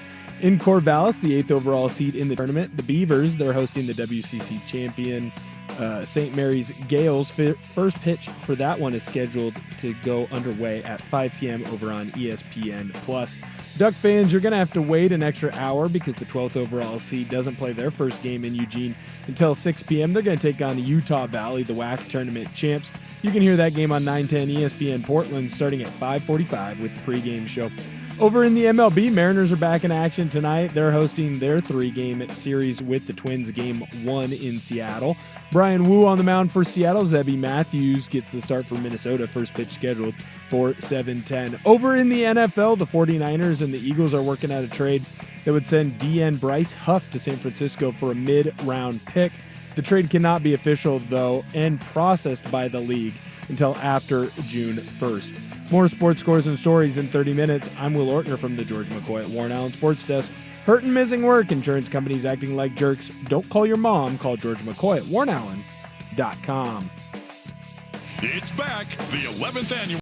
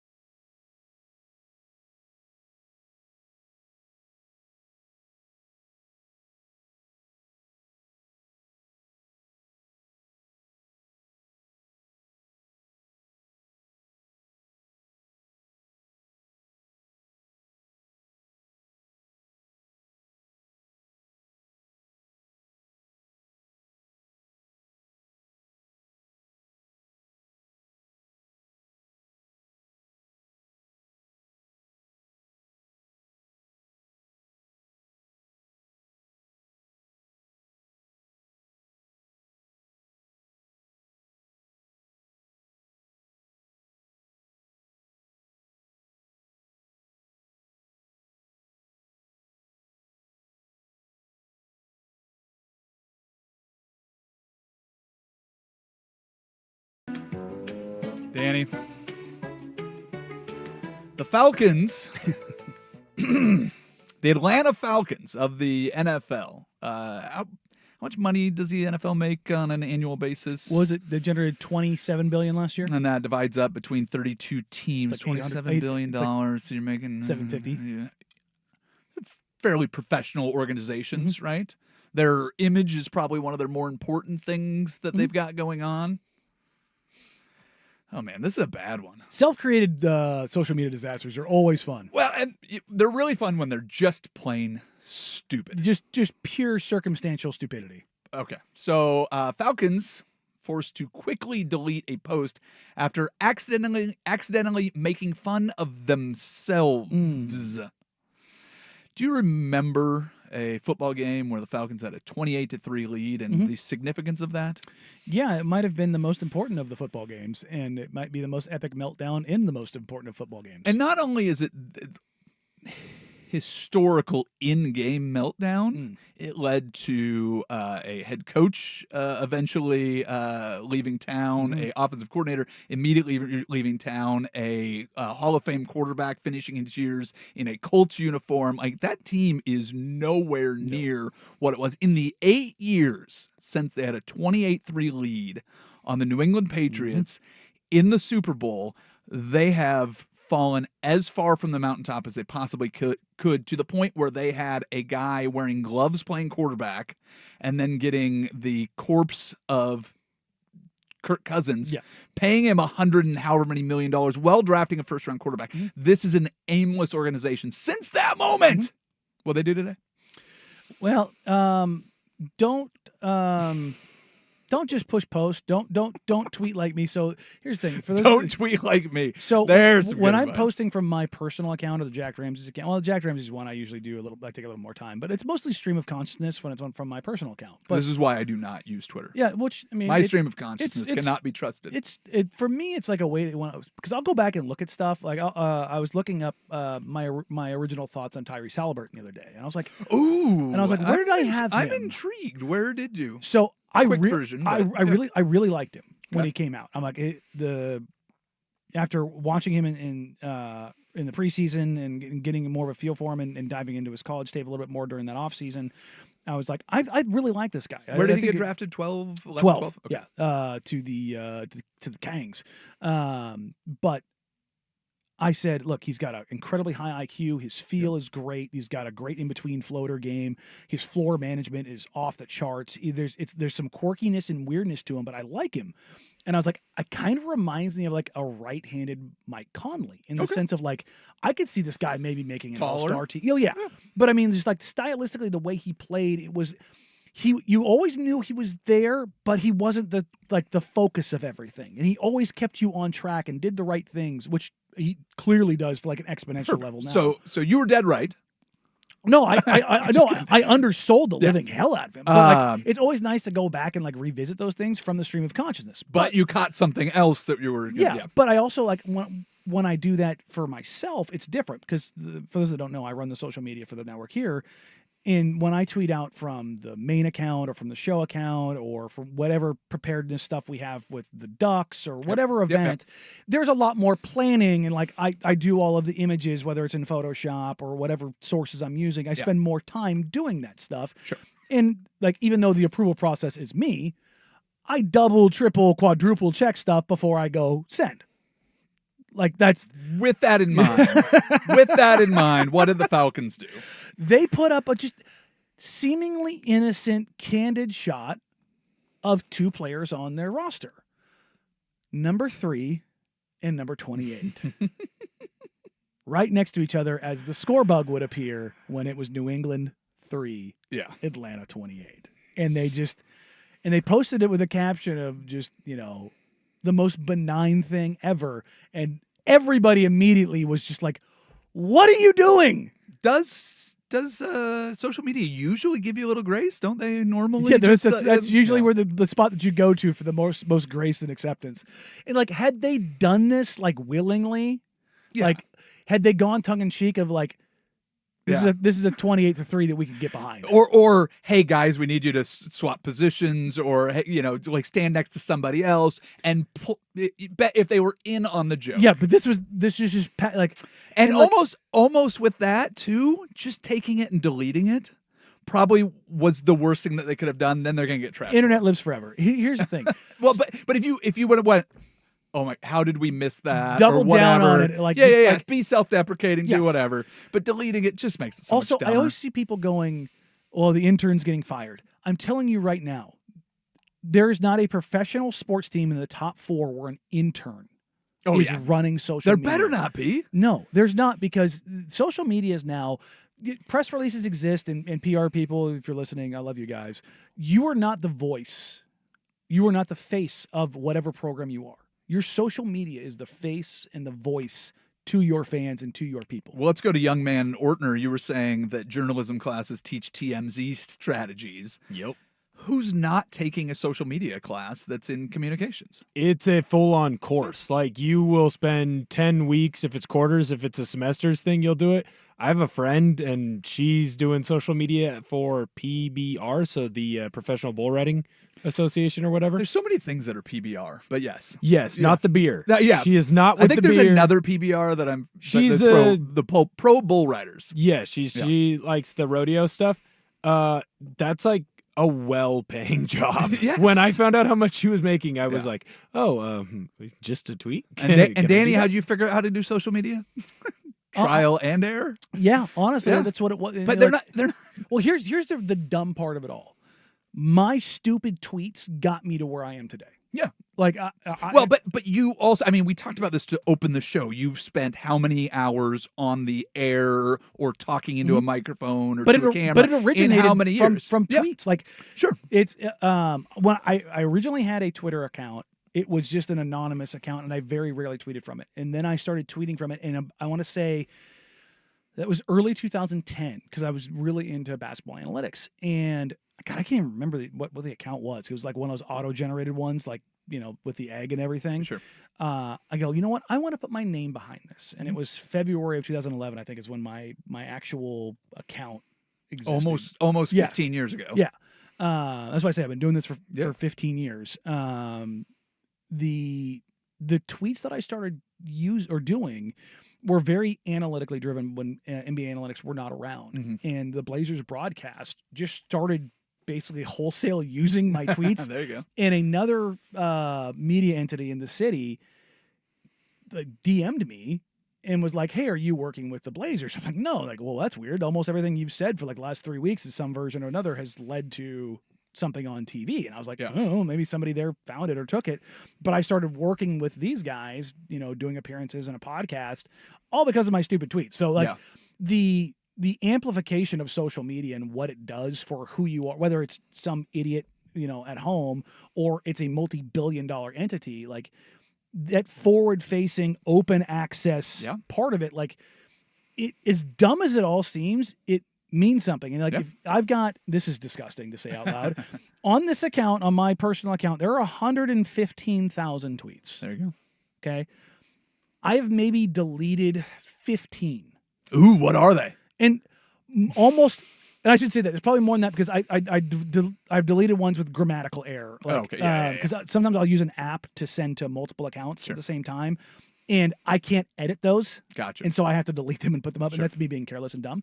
But like deleting them in the sense of not because I had a wrong take. It was like, I shouldn't have said that. Yeah. I delete this. Everybody, I shouldn't say everybody, but a lot of people know about this one. I was very high on a lot of painkillers while the Blazers were playing the Suns. I think it was my first hip surgery, and I've made no bones about it. I hate the Phoenix Suns broadcast. I think it's terrible, and Eddie Johnson is a part of that broadcast. And I went in a lot harder than I would have had I been sober. And blaming it on the painkillers. Well, I mean, I was zooted to another dimension. If you remember the 1 segment long phone calls that Dusty would give me during the hip surgery recovery, dialing up Danny at home was a little scary, but I deleted that not because I didn't. Let's go ahead and make the dump button a little bit longer. Yeah. We're going to call Danny. But I deleted not because I didn't believe it, but because like out of professional courtesy, I was like, I shouldn't have done that. That was my bad. Yeah. And it's not something I wouldn't say to Eddie Johnson because I've said it to his face. We don't like each other, but but you also have a curated account too, where you had something, even if it was just analytics to start. Yeah. Pretty early on, you went, "Hey, this is something. This is the lane that I'm going to be in." Yeah, but when you're talking about social media and like in sports particularly, it has become like the cutting edge of branding. Like when you talk about it, the Blazers were blessed when they had Amara Baptist, who ran their social media for 4 years. She came to prominence taking over the Grizzlies account, and I think she won like the social media of the year. Her and Shabazz Muhammad with the Timberwolves, they have both gone on since, and they are. I think Shabazz works for a huge brand, and Amara was working for LeBron's company, Spring Hill Entertainment. But these people that run these accounts, they're not idiots. Like they're very good. They're very creative. Like you look at like the Chargers, they have like one of the best social media accounts out there. The ones that suck, boy, do they keep stepping in it. And I want to say, didn't the Falcons have something else like this last year? I feel like they did, but I am not the social media guy. And that's one of the things too, though. I think if you don't have a lane, you get scattered. And that's where my head lives. Is my idea. When I was doing the show prep or the show tweet earlier, I'm like, "What's your Twitter handle?" You're like, "I don't really use it." It's like I dipped my toe in the water when we did. It's better to not. Like I will well, legitimately say, like the fact that I made that a part of my brand as heavy as I did, I kind of wish I didn't, because now that if I don't keep it up, it's like, is he alive? Like, what's he like? Yeah. I feel like there's like this FOMO of like when I don't live tweet games. Well, and what's the percentage of people on any social media platform that are active anyways? It's pretty low. It's somewhere, depending on the platform, between the teens and the 20% of people that actually are actively posting on. And you have to remember Twitter or Instagram or TikTok. A lot of them are just voyeuristic. It's not only that, it's not real life. Oh no, definitely. But not. something like a gaffe like this, like they're like the. But you can have a sense of humor on it, and that's where it gets so funny for me is the deleted tweet when it was just like, oh, we look dumb. You delete it because you look dumb. You look dumber. Which one? Do you remember the Rockets Mavs tweet? It was the first tweet I remember anybody getting fired over. It sounds familiar. The Rockets social media director used the old gun emoji, which is turned into the squirt gun, which is still the dumbest thing. It's still a gun, but it was the handgun emoji and a horse. Because the Rockets were knocking them off, and it said, "Shh, it'll all be over soon."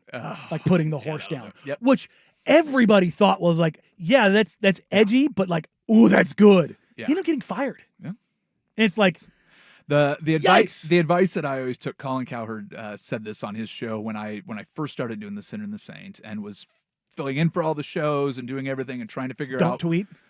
He goes, it's very, very, very hard work for Twitter to get you a job, but it's very, very easy for Twitter to lose you a job. 100%. So unless your job is to actively tweet, which you have created a lane for yourself, go nuts, my friend. The fact that I haven't stepped in it enough. Well, you did two things, because the one thing that the intern comments come up for is intern got fired for this is one of the jokes, and that's why we're talking about this. But the other one is, where do they get that stat? And the guys that dig up stats also have very good jobs and get paid very well for it. The fact that we know that this is the most home runs any left-handed player has ever hit when the sun was down on a Thursday seems really dumb. Elias Sports Bureau and ESPN Stats and Info, man. Those two gigs. Yep, good to have. Yeah, absolutely.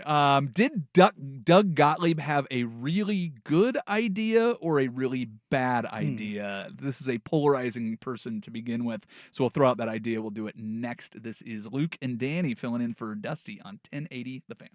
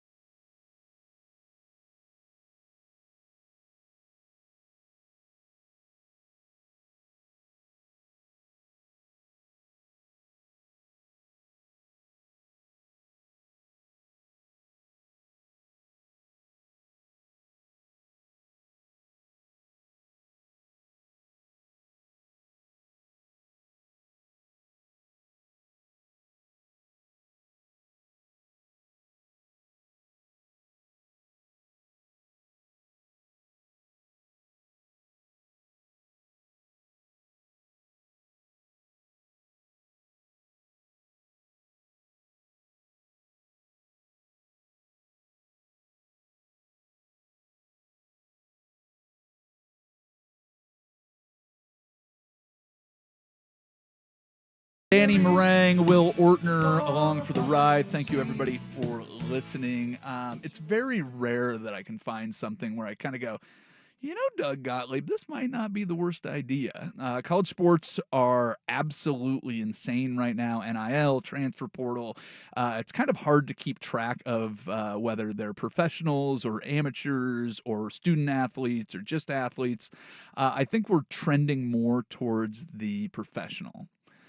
But if you've ever watched something called the basketball tournament, they are a summer tournament. It's played by a lot of alumni teams and like community teams, and they go and they pick this up.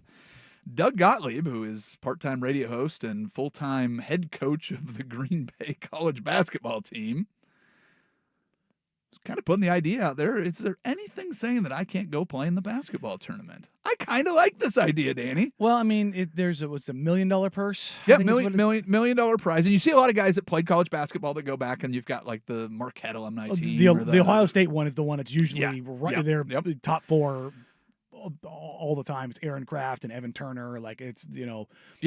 I mean, these are real certified hoopers. These are real ball players, and a lot of guys that played professional basketball. So you cannot currently be playing professional basketball, but we're not really playing professional basketball, even though we're getting paid in college basketball. And you can get paid. You can make the money because the NIL isn't going to stop you from making money on your own efforts. Where this gets dicey is on the insurance side of things. Sure. Because of the NCAA implications and this not being an NCAA sanctioned event and all those kind of things. And that's where I think this gets a little bit weird. But I mean, they're putting together the tournament in Vegas where they're talking about, a $12 million prize where basically it's a winner take all event. Yep. And the winning team, everybody gets $1 million. Like, let's go. So like, why, like, we're seeing this in college football, or just college sports in general, where every single like pre-existing rule or block or sanction is getting tested in court and getting destroyed because they have no firm ground to stand on for literally anything. Well, and they have no authority. It's all made up. Yeah, it's a magic. The NCAA makes almost all of its money on the basketball tournament that they own. No. They own the NCAA basketball tournament. They sell the rights to CBS and they make Turner billions. And all that. Billions of dollars. ESPN owns the college football tournament, so the NCAA has no governing authority over the college football tournament. They get the conference championships. They do, but they don't own that. They're part of it, but they have no authority over football whatsoever. This is, I mean, to me, why not push it? If you're ever a time to push the boundaries, now is the time to do it. If you're Green Bay, Wisconsin, if you can go to a tournament and win it and take $1 million, like, well, but even more than that, if you're Doug Gottlieb and out there, you're trying to do something. There's and some be marketing, and get people's attention and go, hey, we've got a little something going on up here. Come up here. If they play in the tournament, let's say they get blown out or they make it to the top 10, whatever they do, but it's still a story. And if they can do it, they won't be the only ones doing it. But it also is a way to draw in people and go, hey, come up here and we'll play in this tournament. We're doing things differently. And college basketball has a ton of room for people to do things differently. Well, I mean, because it's right now, it's who's the one and done that has the maturest team around them that has a chance to win the championship. And then it's a bunch of guys you don't know. I mean, you will never know. You talk about like the college landscape. There's a report, and maybe we'll talk about it a little bit later. Cooper Flagg earned $28 million in NIL last year. Yeah. Is he losing money going to the NBA from a contractual standpoint? No, because his sponsorships are going to go through the roof. Well, he's got already has New Balance that you're seeing the commercials on, where they just cut him into like the little pass around that terrible commercial with all the guys that you go, oh yeah, New Balance. Yeah, but they also, New Balance has made a push. They definitely have. They have the face of baseball and Shohei Ohtani, and they're banking on, they went and got both, like, kind of the literal face of the WNBA and Cam Brink. Yes, she's very good, but she's also stunningly beautiful. Like, that doesn't hurt. And then they go out and they go get Cooper Flagg, and that was a bag that Nike dropped. Yeah, but horribly. But when you look at that and kind of the space of college basketball, we've talked about the difference between college basketball and college football, Dusty and I. The amount of money that the top earners in college basketball can get is getting insane. Oh yeah, and it's like, I don't hold it against them, but it's really interesting when you talk about, like, at a smaller school like Green Bay, like, if you can be disruptive and all of a sudden you can generate some NIL and generate some more stuff, some notice out of it, it's huge. Yeah. Well, I would love to see it, even if it's just to be a disruptor. So, first time ever, I will compliment Doug Gottlieb on a good idea. I assume he stole it from somebody else, but hey. It's a day that ends in Y. You know, so you can stumble into something. Go for it. Things happen. We will talk more about the NIL, not just with how much money Cooper Flagg made, but just the rabbit hole that continues to go. When you can pay players to play, you got to start paying them well before they play. So we'll dive into that a little bit in hour 3. I do want to talk about some quarterbacks that are getting either very confident themselves or their teammates or their organization is getting confident. There's at least 4. You guys may have more that you want to add into the list, but I want to see who you think will have the best season. So I think we start there, sneak a little NFL in May. We do it to start hour 3. This is Luke and Danny on 1080 The Fan.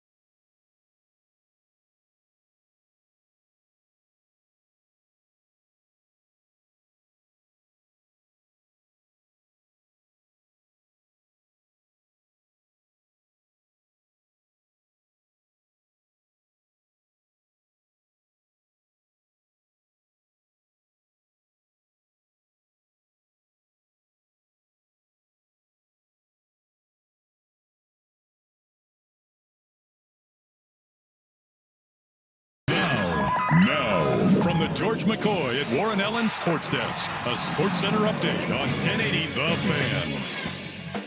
First on The Fan, we got some day baseball action going right now. It's the bottom of the second, 0-0 in Baltimore. Orioles and White Sox, battle of two of the worst teams in the American League. Orioles 19-36, White Sox just a little bit worse, 18-38 on the year. That game's 0-0 right now, bottom of the second. Orioles have a runner on first with 2 outs.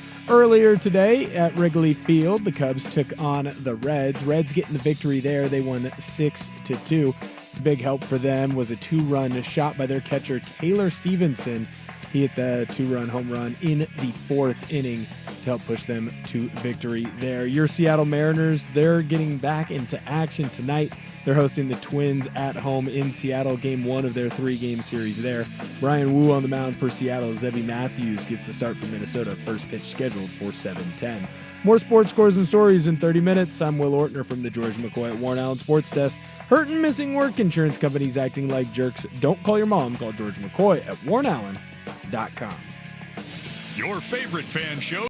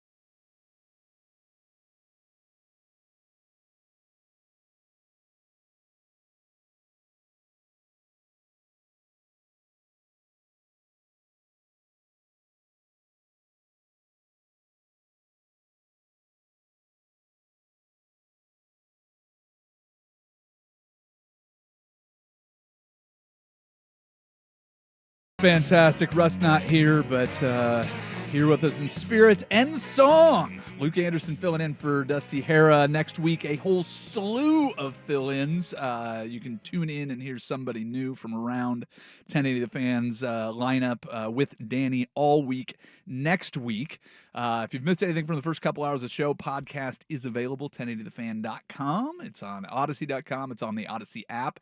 And for the right price, Danny will come and recite the entire show for you in your living room. Just hit him up in his DMs. And I cannot tell you what the number is. It is not quite as big as what Cooper Flagg made as a college athlete. A one-and-done athlete. Yes, for one season of college basketball. But it's somewhere in between 0 and that. Yeah. So just hit up. But if you want to offer $28 million, I'll take that. Doesn't seem like a bad idea. Saw just a quick headline today, and something about quarterbacks has like a magnetic pull. Sure. It's that time of year. Well, all times, it's the one position in sport that if you get it right, your future is bright. Mm-hmm. If you get it wrong, you're the Cleveland Browns. Or the Bears. Well, that's kind of where I wanted to go with this. So the headline that got me was our good friend Justin Fields, who everybody loves. I think we can all agree with that. He's lived up to all the potential and all the excitement that we have. But Justin Fields said that he feels rejuvenated by the offense that he's playing in with the New York Jets. Yes, that illustrious Jets offense. Well, it wasn't so much that Justin Fields has high expectations for himself and the team. That I fully expected. Do you know the only 4,000-yard season that the Jets have ever had is the first 4,000 season that there ever was? Really? Joe Namath in 1967 threw for 4,007 yards, and no Jet quarterback has achieved that since. Because Aaron threw for like 3,800 or something like that last year. It was I know it was close. He didn't throw for more than 4,000 yards. So they have one season ever. One more than the Bears. There is one team in the NFL that does not have a 4,000-yard passer, and that is the Bears. The other headline, 38.97 for Aaron. 38.97. Yeah. So got close, but not quite. Do you know who has the most passing yards in a single season in Bears history? It's Cutler, isn't it? No, I thought it would be too. I've gone down this list before. I thought it was Cutler. Is it Orton? 1995. Not Orton. Not Orton. God, who would have been the quarterback for the Bears in 95? Is McMahon gone by then? Yes, Yeah. he was. No, it's He's 85. God, I can see the freaking jersey. God, it's killing me. Eric Kramer. He's Kramer, 15 or 12, right? I think 15, but I'm not great with that. I could just see that in my head. Not great with numbers. I couldn't tell you. Eric Kramer, 38-55 maybe was the number that I glanced at today. Yeah. So number 12. Yeah, I was like, I could just picture that jersey in my head of like the only one. Now the Bears have the most tragic and travesty-ridden quarterback room. 100% they do. Of the sport. Now, an excerpt from the upcoming book. Caleb Williams apparently wanted to be a Bear all along, so that's definitely not. Those are two of the headlines for Bears quarterbacks that I saw. The other one, Cooper Kupp praising the intelligence and the understand of the offense for Sam Darnold. So Sam Darnold played under Clint Kubiak when he was with the 49ers. Kubiak goes to the Saints last year, now with the Seahawks, so he's playing in the same offense. And on the reverse side of that coin from the Seahawks, the coaching staff and players loving what they're seeing from Geno Smith, despite him throwing an interception on his very first throw in training camp. Raiders. The Raiders. Yes. So Geno Smith, everybody very excited. So leaving the Seahawks, Yes. going to Las Vegas. Of those four quarterbacks, Caleb Williams, I know you love him. Yeah. I know he's a Trojan. Spot on. But he's cursed because he's playing for the Bears. So he's inherited a curse. He's maybe not personally cursed, but just the fact that he has to deal with the fact of whether or not he wanted to play for the team It's is kind of hilarious. Three of these four quarterbacks are somehow like USC, obviously Raider adjacent, with Darnold being a USC quarterback. Yep. So two USC quarterbacks, two Seahawks quarterbacks, two Bears quarterbacks. The whole thing had a whole. So I don't know if there's anybody else you want to throw in there, but I felt there was enough connecting pieces to make this very interesting to me. So I was trying to figure out if you had to put money on it right now, and we'll bring in Mr. Will Ortner on this because I know he loves to put some coin down and loves to talk football. But where would you put your money on the quarterback having the best season or the team having the best season? Because I'll take both answers. I'm very curious on what happens here. I think that the bars are going to be different. I think having competent quarterback play for the Raiders for the first time in outside of like three really good Derek Carr years. But the timeline when you're bringing Pete Carroll is let's go do something now. That's why he went and got a veteran quarterback that he knows, 100%. that he trusts. So I think it is, and I know that they're playing in the harder conference and the very tough division, but I think the expectations are probably pretty similar for them to the Seahawks at least. Yes, but the Bears are going to have real, and the Bears and Jets I think are in a similar boat. I would disagree with that. I think the Bears. I don't think playoffs is like the demand, but because their division is a gauntlet. Yeah, but you bring in a coach that is supposed to be, the new wonder kid. I think the expectation for Chicago, if I had to lay it out, would be I think you need evidence that Caleb is the guy. Yeah. That's what you need him to go out there. I think you need to be above 500. I think you need 9 wins, I just think you need flashes in every game that go, this guy is remotely close to Jaden Daniels. To being the dude. Yeah. And in the same conversation as Jaden Daniels. Because, I mean, if you look at, that's going to be his comp. Yeah. Right? I mean, you're going, 1 and 2 and having that opportunity. I think Williams is obviously they've done yeoman's work as far as getting him weapons. They have 2 tight ends. They have 2 wide receivers. They retool the entire offensive-minded head coach that now you have all the toys. Your defense is still good. Yep. Like the expectation should be higher there, I think. And I do think because Caleb Williams was running for his life last year, and that doesn't excuse it. Like you've got to find ways to be more productive. Well, he also loves to hold the ball. Yeah, he's got to get which he got away with in college. Yeah, you got to get rid of the ball. Can he figure that out? In Las Vegas, again, the level, just competency. Like that is like, as a Raiders fan, as a long-suffering Raiders fan, for the first time really since Gruden left the first time, it feels like there's competency back with the organization. In the leadership. Not just that, but the organization at all. Like you have a quarterback. Is Geno Smith the best quarterback? No. Is he the 12th best quarterback in the league? Probably. And if you've got a top half quarterback who you trust to not screw you over, part of the reason he left Seattle though is what he did in the red zone and what he did in moments that mattered. But again, I hear you. Go look at the Raiders quarterbacks. The only team I think in the NFL that has a worse history of quarterbacks than the Raiders all time is the Bears. Yeah. Who are the greatest Raider quarterbacks? You go Kenny Stabler and Plunkett and Rich Gannon. Yeah. I mean, in recent history, there's no question. But Derek Carr was good for a lot of years. Outside of DC, those three quarterbacks, Derek Carr's probably your fourth best quarterback in your franchise's history. Yeah. They are a team that was been built on all-time wide receivers. Yep. In Tim running Brown, backs. running backs, Yep. and a hellacious defense and offensive line. But also a team that, I mean, outside of the one Super Bowl appearance, they haven't been good since 83. Yeah, 83 was the last title. Yeah. Yeah. So, and I mean, and they had a 3-year window. They had one other Super Bowl appearance since then. Yeah. So, I mean, and then they would have had another Tony Siragusa not fallen on Rich Gannon. But he did. And he did. And he ruined Rich Gannon. That's a very large man ruining a much smaller man. Yeah. But I have zero faith in Justin Fields. I will never have faith in Justin Fields. The second he does something productive over a consistent time will be the first time in the NFL. Yeah. I don't wish him, any ill will. I've never believed in Justin Fields coming out of college. He was just, nope, I do not have interest. Yeah. Darnold. Well, Ohio State creates that stigma too. I mean, the first time we saw anybody do anything was C.J. Stroud. Yeah. So it's very much like, and I felt very similar to Stroud as I did to Fields of like, prove it, dude. And then after that rookie year, I was like, I'm in. You've got the goods. Sam Darnold was one of the highly touted recruits coming out of high school, going to USC.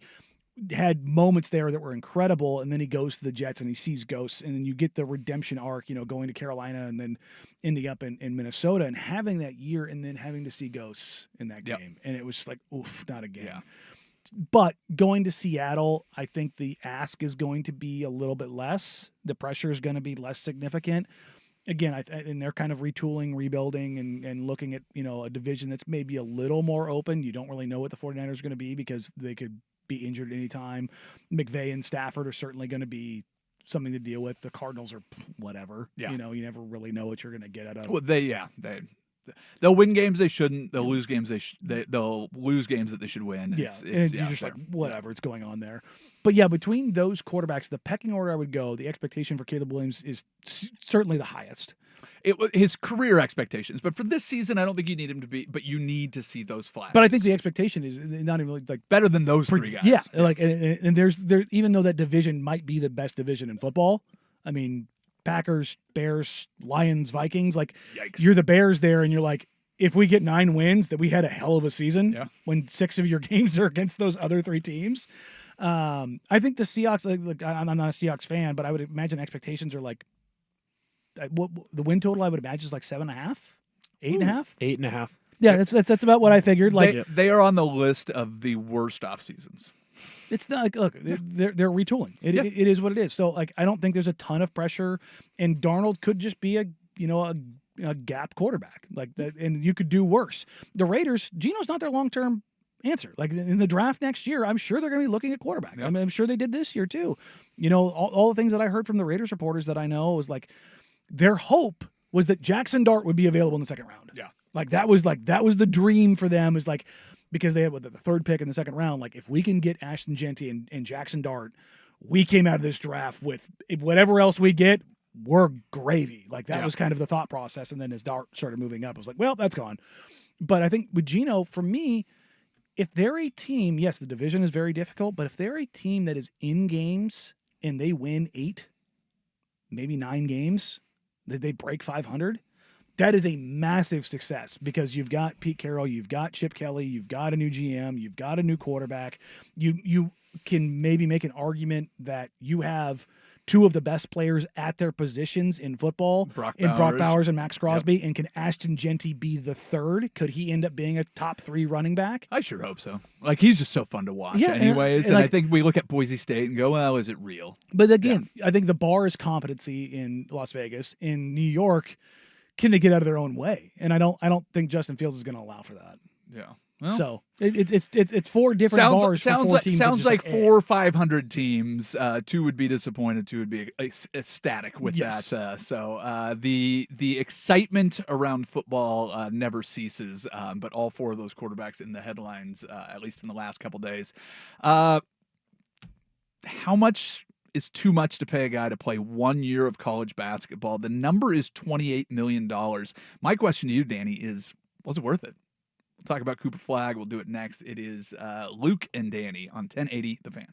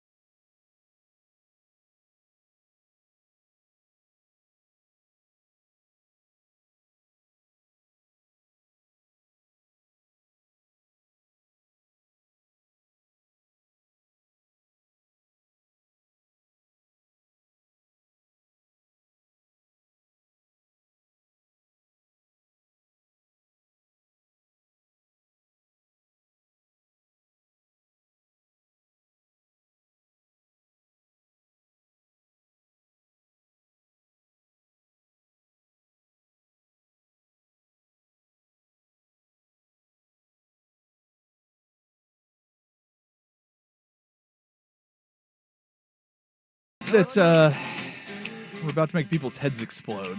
But I think sometimes we overreact to what's going on in the NIL landscape. Because if you dig in a little bit deeper to what we're about to talk about, I think it very quickly uncovers where we make the misstep. But the headline is that Cooper Flagg made $28 million as a one-and-done player in college.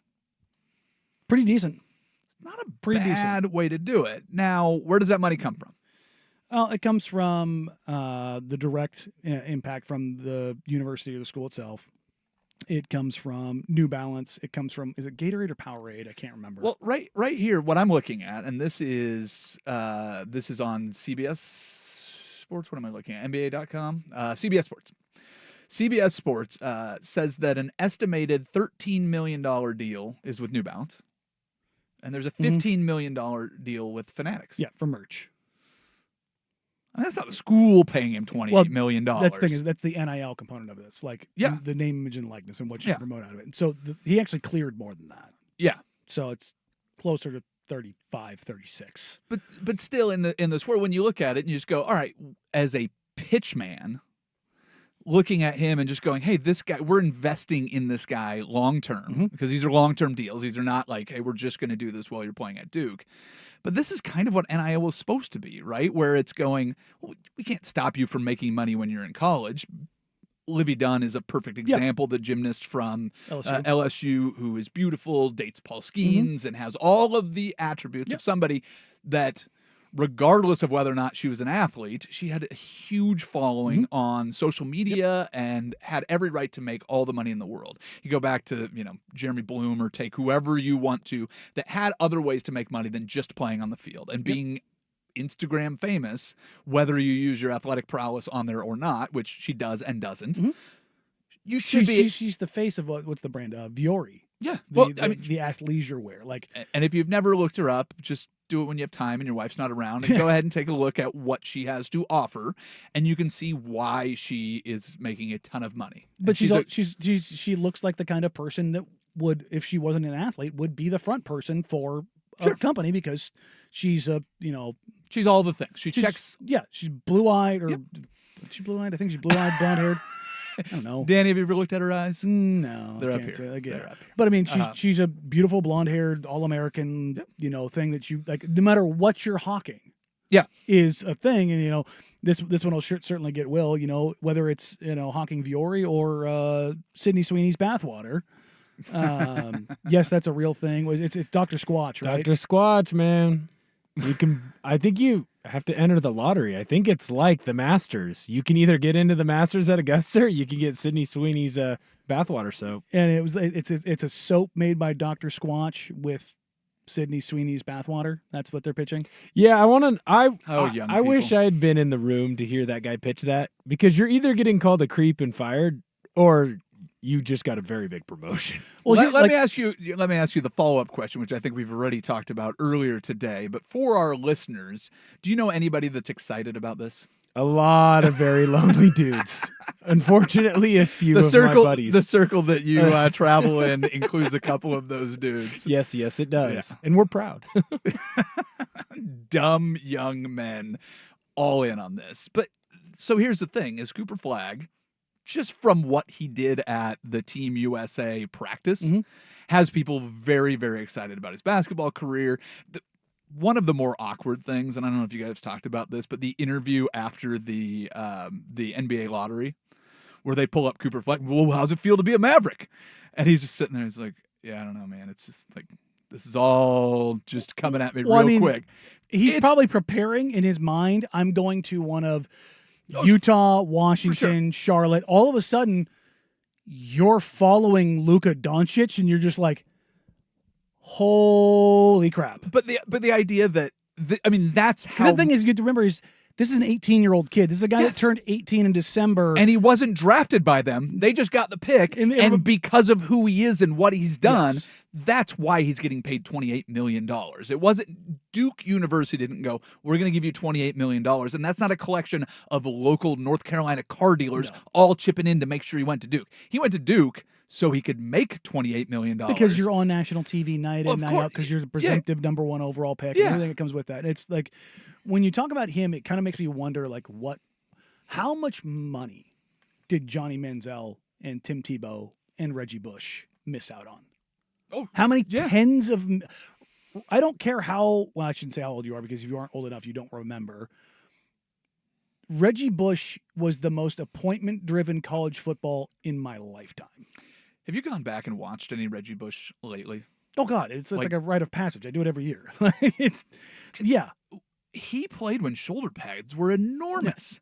It's like go and watch an early Tom Brady, and it's still in standard definition. Mm-hmm. It is some of the weirder stuff to go back and watch, like just how much the game has evolved. But he lost his Heisman Trophy because he got paid something. Yeah, because money was transferred into money somebody's went to account. a house and money went to an Escalade, and it's like now you're talking about Cooper Flagg clearing $28 million when it was probably all said and done. It was probably closer to 40. Yeah, well, sure. But I was saying, like, this guy is getting this amount of money, and you wonder what the biggest star in college football would have gotten. But that's not the wonder point for me. It's how we criminalized it. How could you sully the good name of college football by taking dollar bills to make sure your family had a place to stay? Meanwhile, you look up in Memorial Stadium and you see 100,000 people in there, and probably 75% of the crowd is wearing number 5 jerseys with no name on the back. Absolutely. I mean, and it's not because of it just so happened that the number 5 jersey is being sold in the team store. It's like, no, it was being sold off the back of one of the, if not the most exciting college football player in modern football.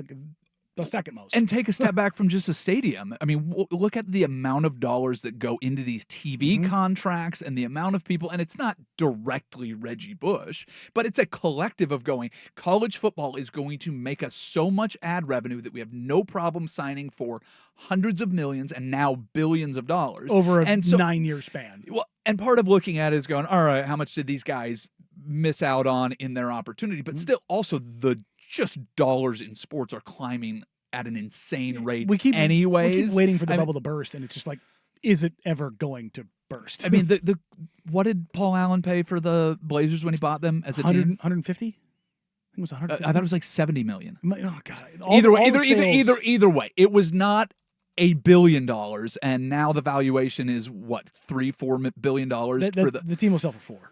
But the valuation is 3, and it will probably sell for $4 billion. So the amount that it is, and it's at every level, the amount of money that owners are making, the amount of money the league is making, the amount of money that the players are making, coaches are making.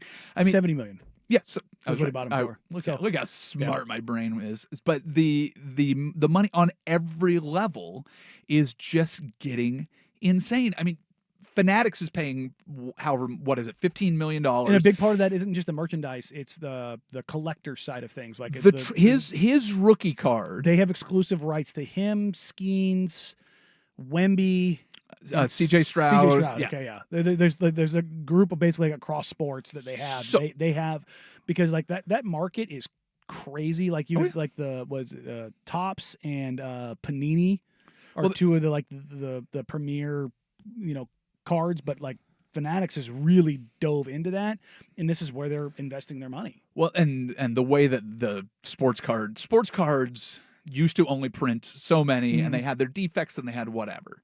Then they realized, man, this is a really big deal. And I don't know if you were old enough to have the Beckett's and go out there and do the whole thing. I had the black box with all the. Did you have the folder with all the individual slides? No, I didn't do the folder, so I didn't want anything to get damaged. Like the nice ones, I had it was a black. It looked like a toolbox.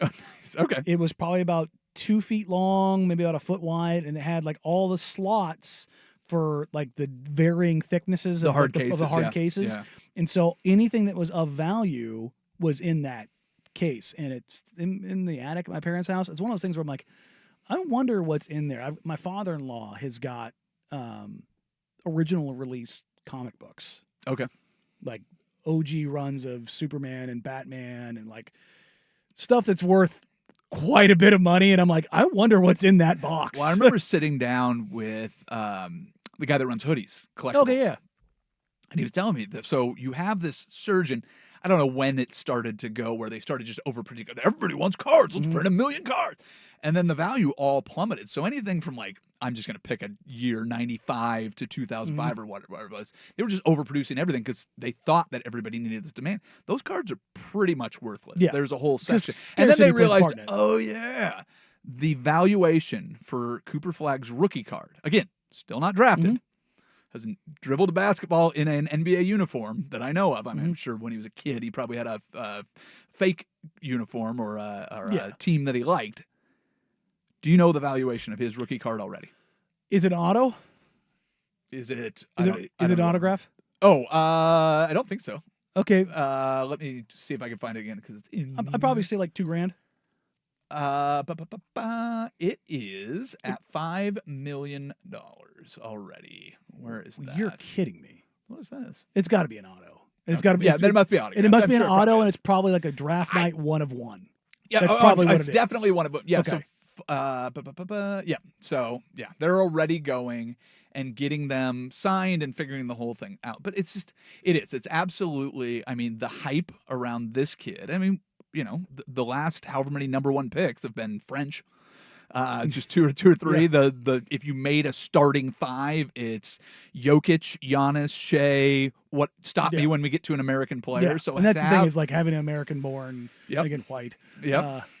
Superstar potential. It's actually kind of cool. At Summer League, Panini, who's been like the card company for a long time. The cool thing about Summer League is how much access you get, and the Panini rep, she's always there.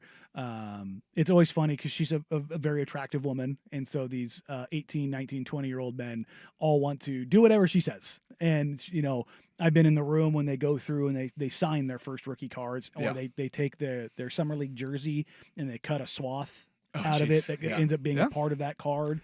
Like those kind of things. Like I've seen some players do that, and it's pretty cool. Like you got to go in and like do this event and be a part of this. Like it's a very like robust ecosystem that's around it. But the fact is $5 million is bonkers. Wow. If I'm reading, and it's on the internet now, so. But again, I thought just like a regular rookie card. I was thinking like, you know, probably like $2,000. But if it's like a 1 of 1, and it's definitely 1 of 1. It's like he'll have like an autograph and a swath from like his draft suit or something like that. Like anytime the you collectibles that they have, and just it's forecasting. And the funny thing is it's these like a stock bets. Market. It is, and these bets pay off. But there's the jersey swaps and all of these things and all of these moments when you have the culmination of social media where everything is recorded. So you have the moments and the authentication and all of this. Plus you have all of the. I mean, there's not a jersey that's worn more than once. Watch the NBA game. Does anybody ever wear the same pair of shoes twice? There's all of this material that's out there, and it can some guys like Robin Lopez. I think Robin, if I remember right, he played the entire season in the same pair of shoes. Were they ponies or something? No, he was. If I remember right, he was a Nike guy. But then there's some guys, you know, like PJ Tucker. There's a story that just came out. I want to say like 2 weeks ago about. The team equipment guys for, I think it was the Clippers when he was not playing. He had something like 420 or 430 pairs of shoes in his lockers. He's like he has a separate locker because he's a shoe monster. Yeah. And like the process it takes for when he gets traded to box up and prepare all of his shoes because he goes through so many pairs in a given season. Like the guy changes shoes at like halftime. Yeah. It's just when there's guys like Robin Lopez who play in the same shoes the entire season. Well, it's weird. Different folks, different strokes. Robin Lopez, big comic book guy. There you go. See? I had no idea. Full circle. I had no idea. Ladies and gentlemen, if you're interested in what's going to happen this weekend in sports, I'm going to make Danny and I'll have Will tell you as well. What will be the outcome of the games that you care about? We'll do that after this SportsCenter update. Now, from the George McCoy at Warren Allen Sports Desk, a SportsCenter update on 1080 The Fan. SportsCenter is brought to you by Laurelhurst Market Steakhouse and Butcher Shop, a great spot for any occasion. And don't forget, you save 10% on your Butcher Shop order when you dine in. Menus and more at laurelhurstmarket.com. Regional baseball play is getting underway. Ducks and Beavers have their first games today, starting with Oregon State in the Corvallis Regional. They're hosting the WCC Tournament champion St. Mary's Gales. First pitch for that one at 5 p.m. on ESPN+. Duck fans, you're going to have to wait an extra hour because of the 12th overall seed in the tournament. They're not going to play their first game in Eugene until 6 p.m. They're taking on Utah Valley, the WAC tournament champs. You can hear that game on 910 ESPN Portland starting at 5:45 with the pregame show. More sports scores and stories in 30 minutes. I'm Will Ortner from the George McCoy at Warren Allen Sports Desk. Hurt and missing work. Insurance companies acting like jerks. Don't call your mom. Call George McCoy at warrenallen.com. The Hot Corner, now in its new.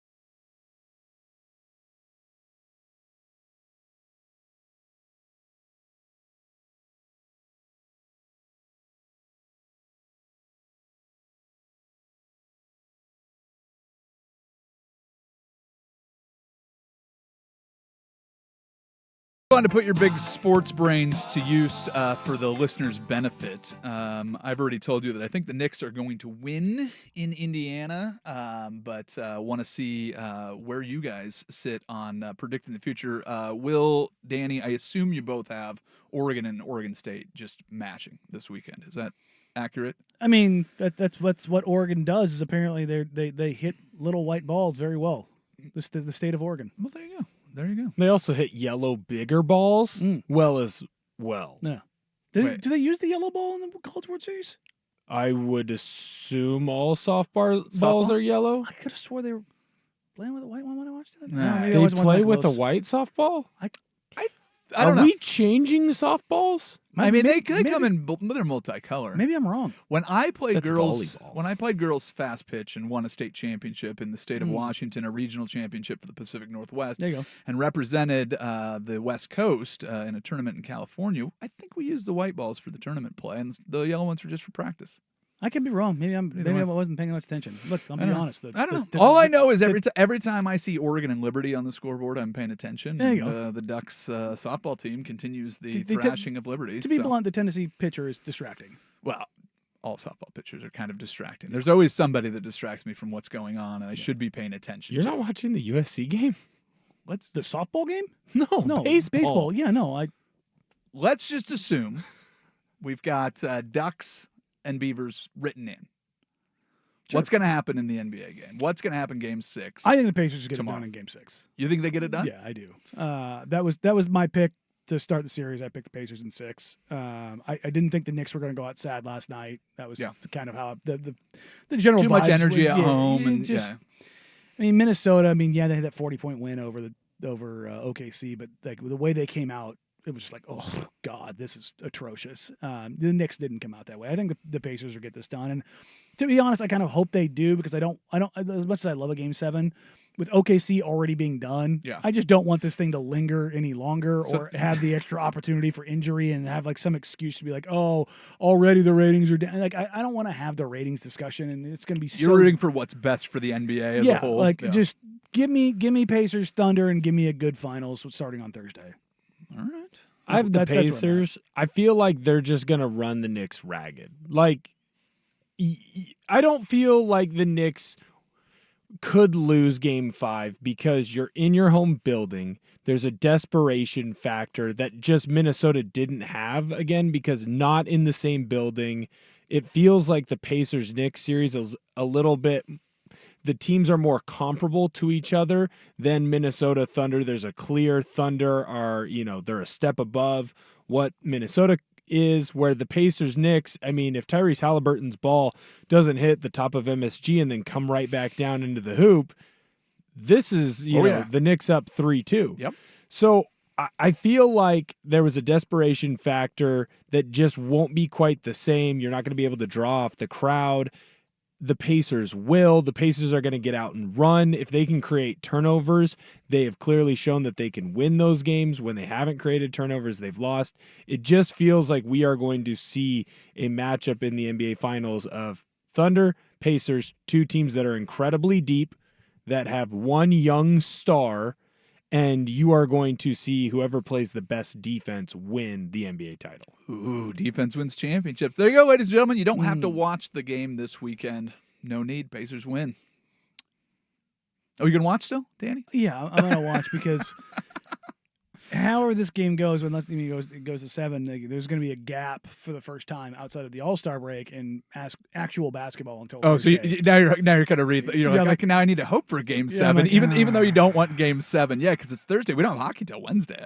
So the sports calendar it's very baseball heavy for 3 days, and it's just like, don't get me wrong, my Cardinals are playing certainly better baseball than I expected them to, but it doesn't really feel like that matters much right now. All right. So, it's a grand scheme of it all. But yeah, I mean, we are getting to the worst part of the sports calendar.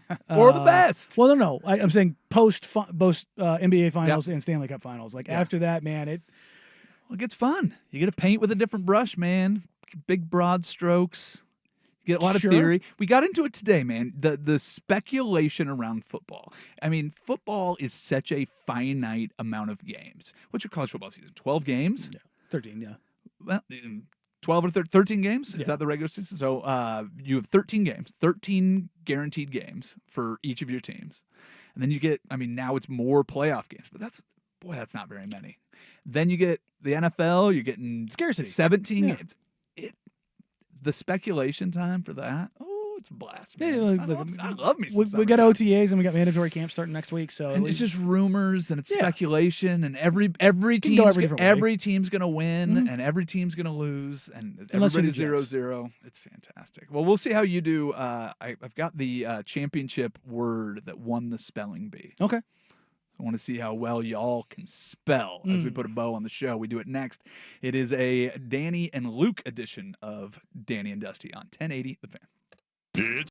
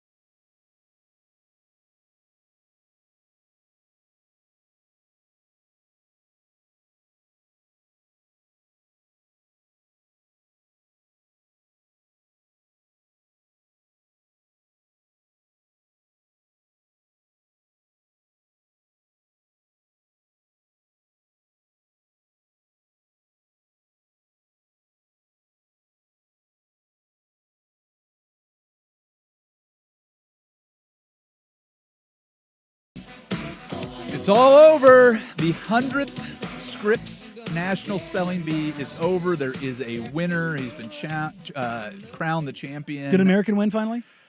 He's from Allen, Texas. Okay. Fazan Zaki, 13-year-old from Allen, Texas, has won. Want to see how you can do on the final word. How's your spelling, Danny? Pretty good. All right. Pretty good. Will, you're an educator. I'm going to let you jump in. Okay. We'll stop you when you hit the letter that is incorrect. The word éclaircissement. Eclair? Éclaircissement. God, it sounds like it's French root, Latin root. Country of origin, please. Yeah. I actually didn't listen to all of that. I don't know if it's an E or an A to start, and that's the where it's going to screw me. I'm going to go A. Wrong. Will, you want to jump in here? And So that narrowed it down for you. E. Yes. Yeah. Well, you beat Danny. Yeah. I was going to say, just like my spelling tests in school, I cheated to win. Yeah. That's hey, you know what? Listen, if you're not cheating, you're not trying. We can't be E mad. was my first guess, but I was like, maybe this is one of those words. Let's go. that Okay, was. I'll give you the first letter. So it is E. Is it EI? No. It's not. Okay. No. So All I don't right. have So it. well, hey, listen. First try, Yeah. you missed one on first letter. Second try, you missed on the Yeah. second letter. You know, you haven't studied. I didn't No. prepare you for this. I was ready to throw it at you. Don't look it up. I'm not. I'm in here Partner. trying to do math in my head. trying to do math. That's a brutal word. That's a Yeah. word I've never heard before. Oh, neither have I. I should have gotten definition and all of that for you, but No, yeah. This is This we're- one would have Can gotten you me. use it nowhere. in a sentence, I made please? I made an assumption that would be a little off the clock and have a short one to wrap it up. So, Will, you want to give it a shot here, bud? EU. Nope. All right. What do we got? Éclaircissement.